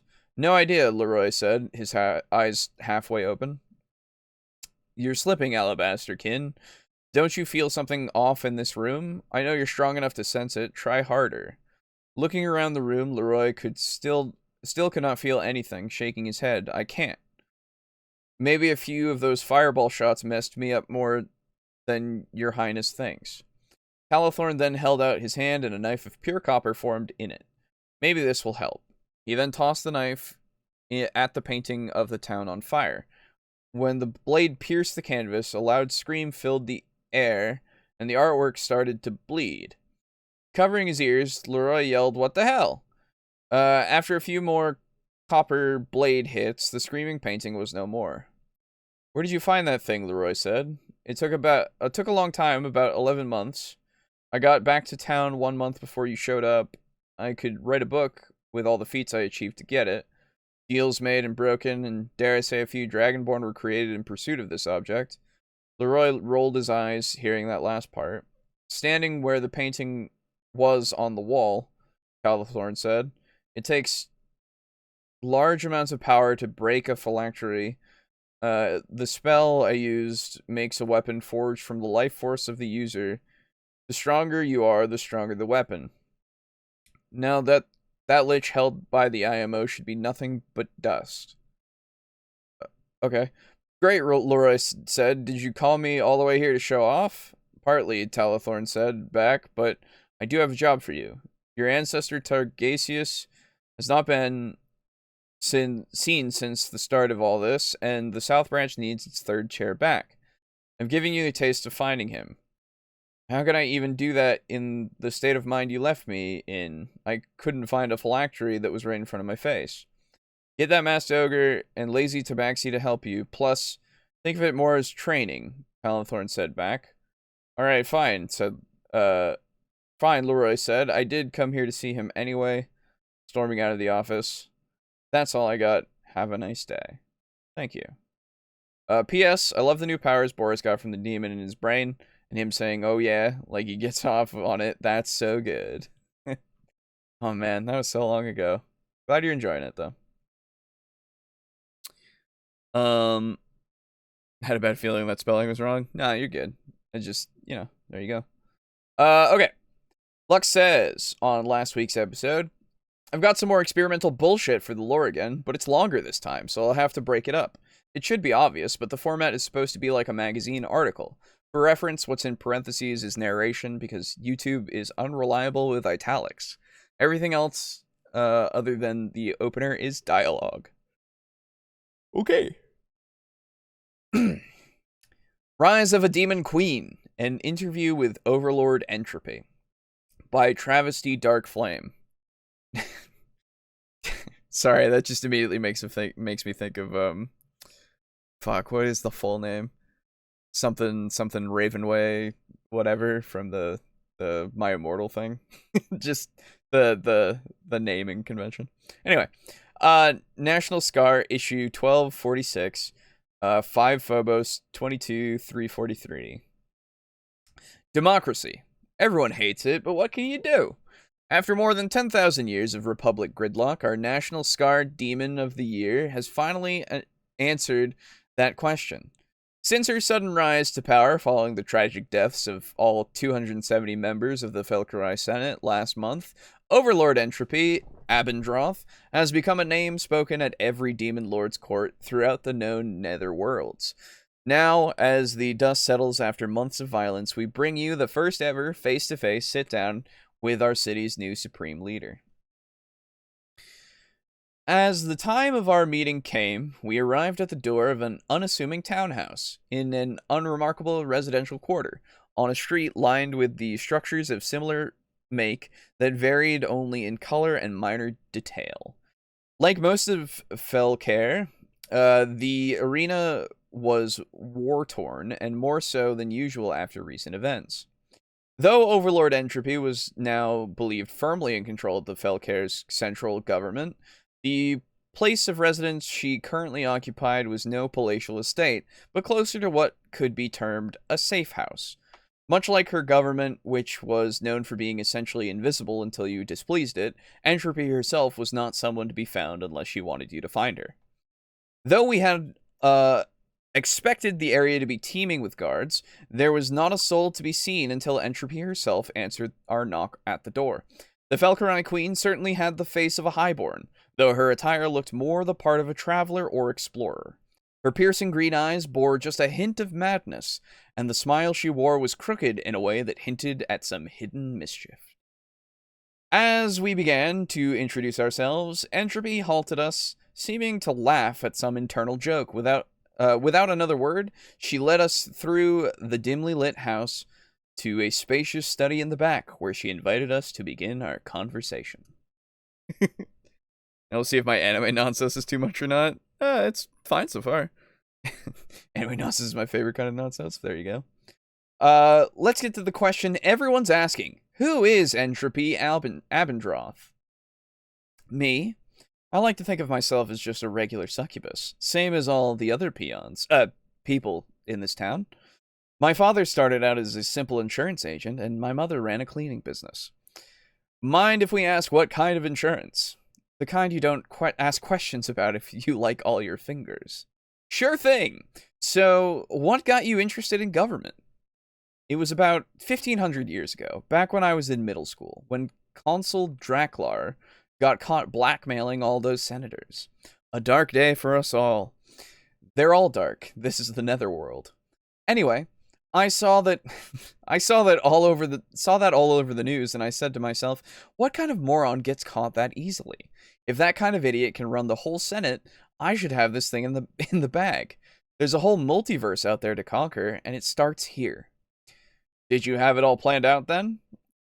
I knew I'd need to get into Fel'Krai University so I could hobnob with all the most influential families. So I put my nose to the grindstone, dug up dirt on every teacher and school official in the district, and made sure they passed me through with glowing recommendations. So you're admitting to extortion right now? I said no such thing, and anyone saying I did gets their skull split. Anyway, I got myself in there a few centuries younger than most. Of course, the first thing I did was get myself in as class rep so I could jump into the Student Council Martial Arts Tournament. Oh, I remember seeing you in that. Cool finisher you had. How do you rip someone's entire skeleton straight out of their body like that? Oh, that's easy. Let me show you. National Scar offers our condolences to the family of staff assistant Malbrook Torga, who tragically lost his life in the production of this interview. Also, check out page 28 for our scoop on some cool new discoveries in Felcari anatomy. You really shouldn't do that kind of thing in the qualifying rounds, you know. That's just for the big fights everyone's watching. You need to keep enough class reps alive to form your government, after all, and you don't just want a bunch of first-year rookies mucking around. So why don't you remind our readers how you placed? It took a few tries, but I eventually pulled the #1 spot and took out the former student council president in the championship round. I've still got her head around here somewhere if you want to see it. We'll have Rikus snap a few photos for our readers later. Cool. So yeah, I moved right in. I won't bore you with all the details, but I had that whole school wrapped around my fingers in just 8 centuries. Mostly did all the usual stuff, you know? Fought off assassins every day, stayed up most nights pulling covert ops on rival factions, organized the whole student government into a well-oiled machine, defended my title in the tournament every decade. I even studied sometimes. You studied? You mean like for actual classes? I did, and I don't mind admitting it. Did you know it's actually possible to pass the entire curriculum in just 4 to 8 years if you really focus? I mean, obviously the school doesn't like you to do that, since they want to be able to keep drawing your tuition. Plus, you'd barely get any networking done. I knew one succubus who did it. Sure, they gave her the degree, but they also named her...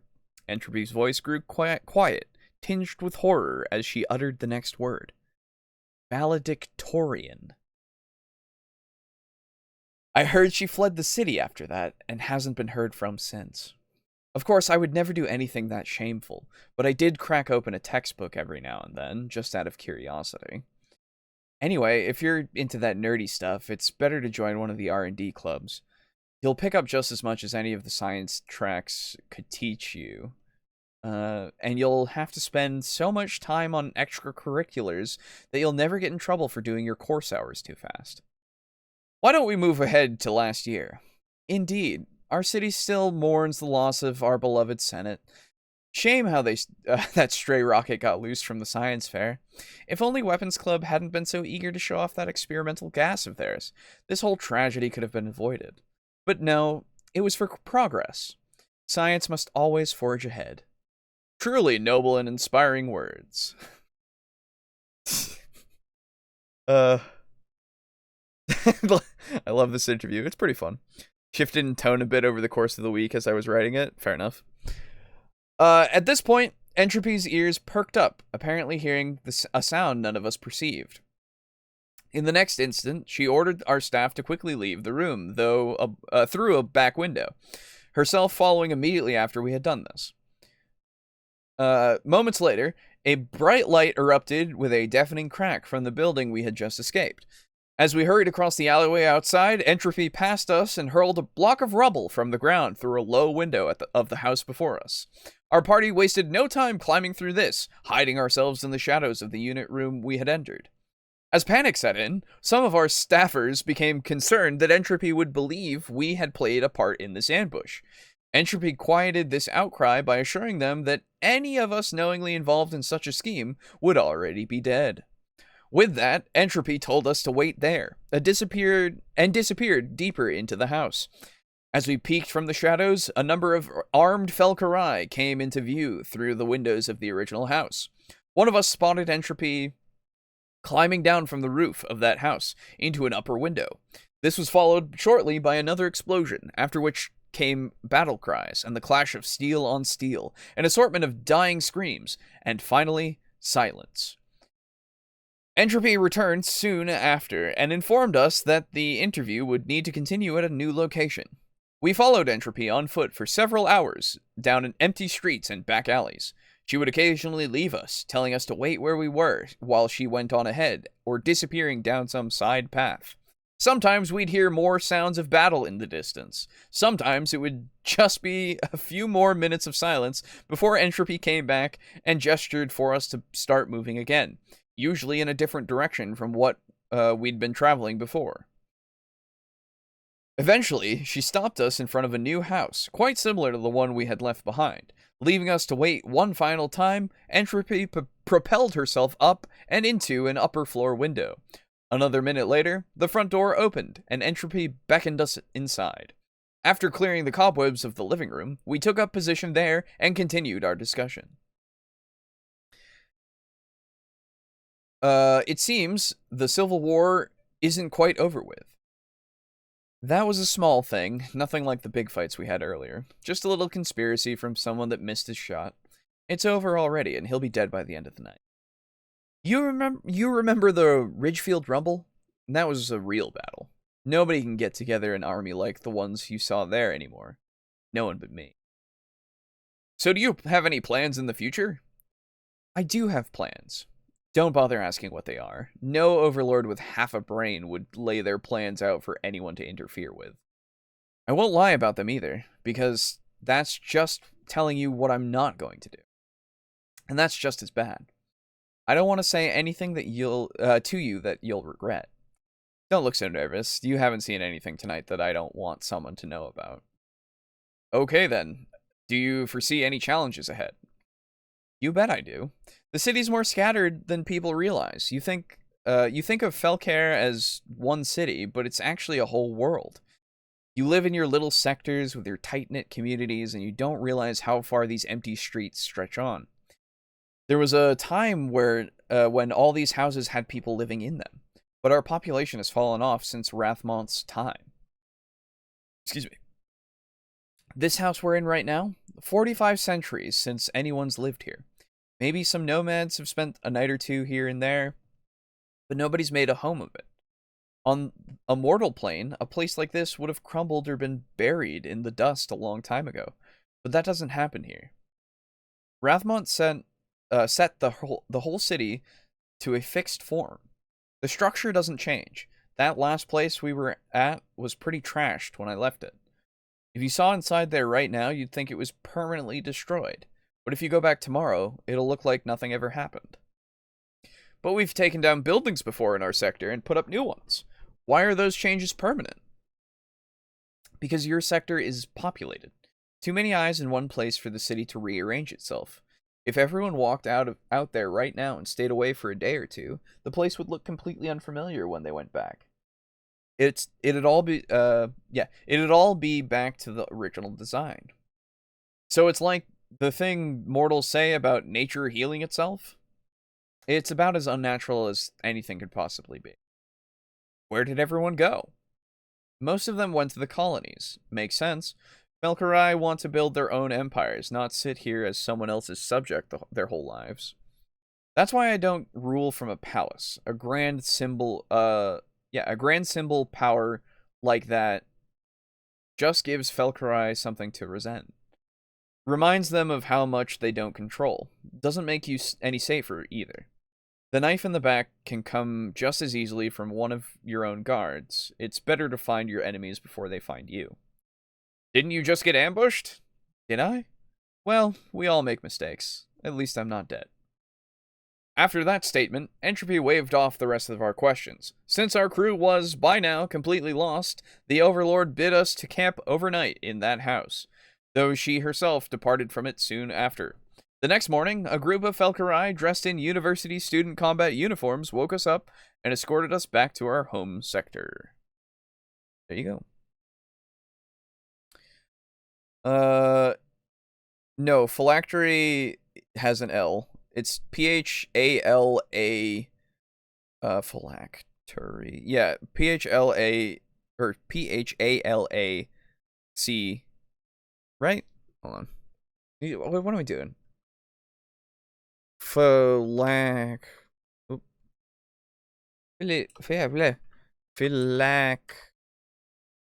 really? Phylacteries? Oh, there we go. Phylactery. Phylactery. Phylactery. Phylactery, apparently. Interesting. I thought it was spelled differently. I guess I'm entirely wrong, but there you go. That's how you spell it. A few typos in there. You're good. Also, I didn't know how to end it. I'm sure that works. It's fine. but it was enjoyable, so thank you for it. I think that's all the comments. Yes. Unless there was a new one anytime soon, but I don't think so. All right. Well. Yeah. Yes, it is a longer word for sure. I thought it was shorter too. Anyway. That's it. That's all the comments. So, I'm going to end off by doing all the shilling and shit, right? Anything too jarring about it?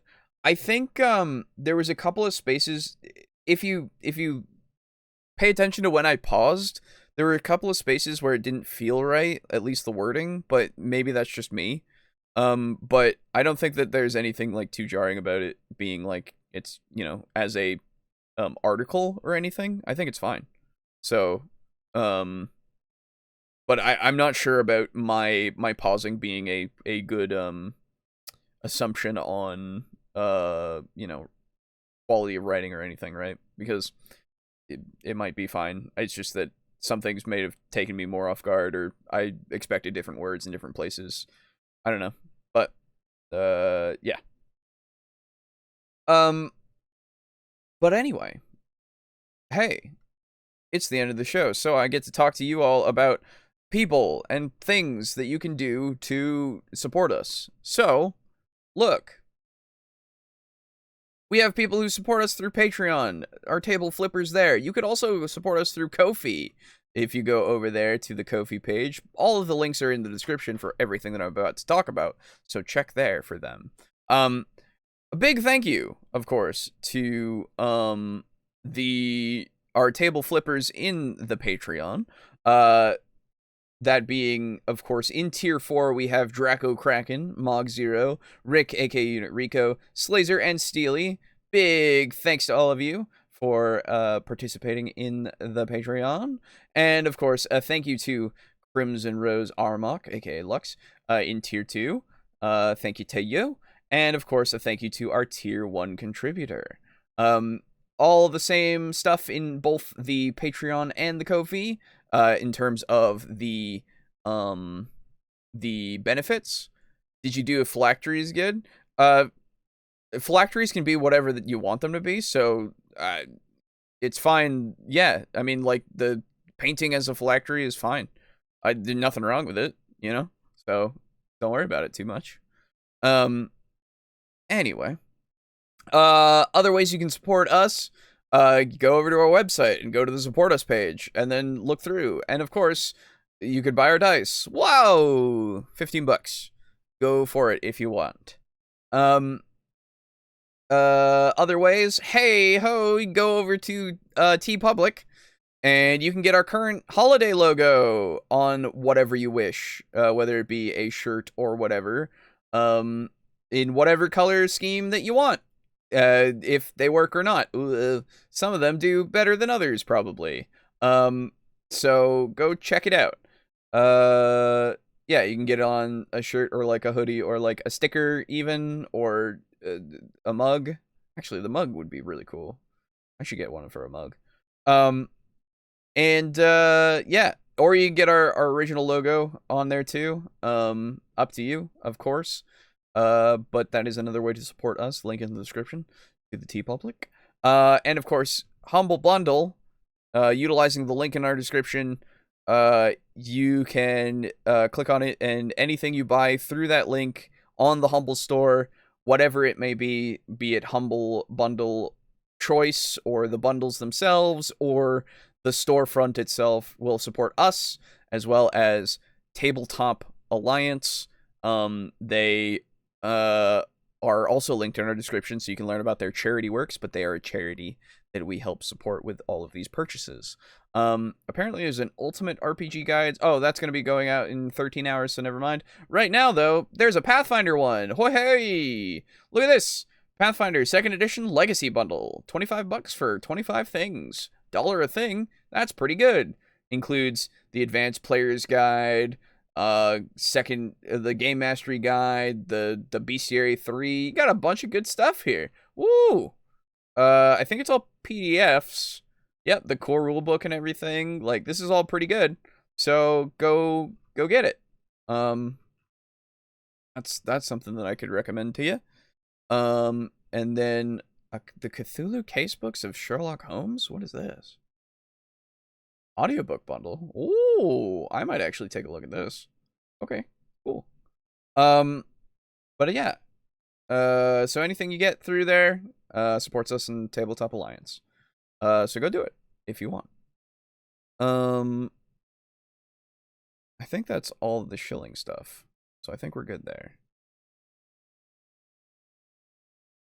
I also hope the Mad Max-ish feel of the setting came across with sort of an Escape from New York aspect to it. Broken down civilization, basically. I got that when it was talked about more. Otherwise, I was just like, oh, look, they're getting attacked. You know? From the assassin bit. And then once you actually had them running through the streets and then describing the buildings and stuff, then yeah. Anyway, thanks for the show, guys. You're welcome. Hope you enjoyed. And next week it will be on that next Saturday that we start. So the 16th will be the next show.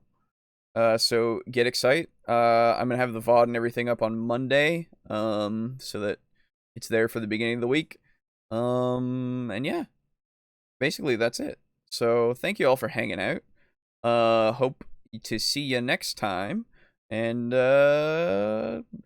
whatever you want. I don't know. Happy times of holiday, is what it is now. So enjoy yourself when we actually get to the holiday aspect. Or if, you don't worry about that, then I hope you just enjoy your weeks. See ya. Goodbye. Get out of here. Go on.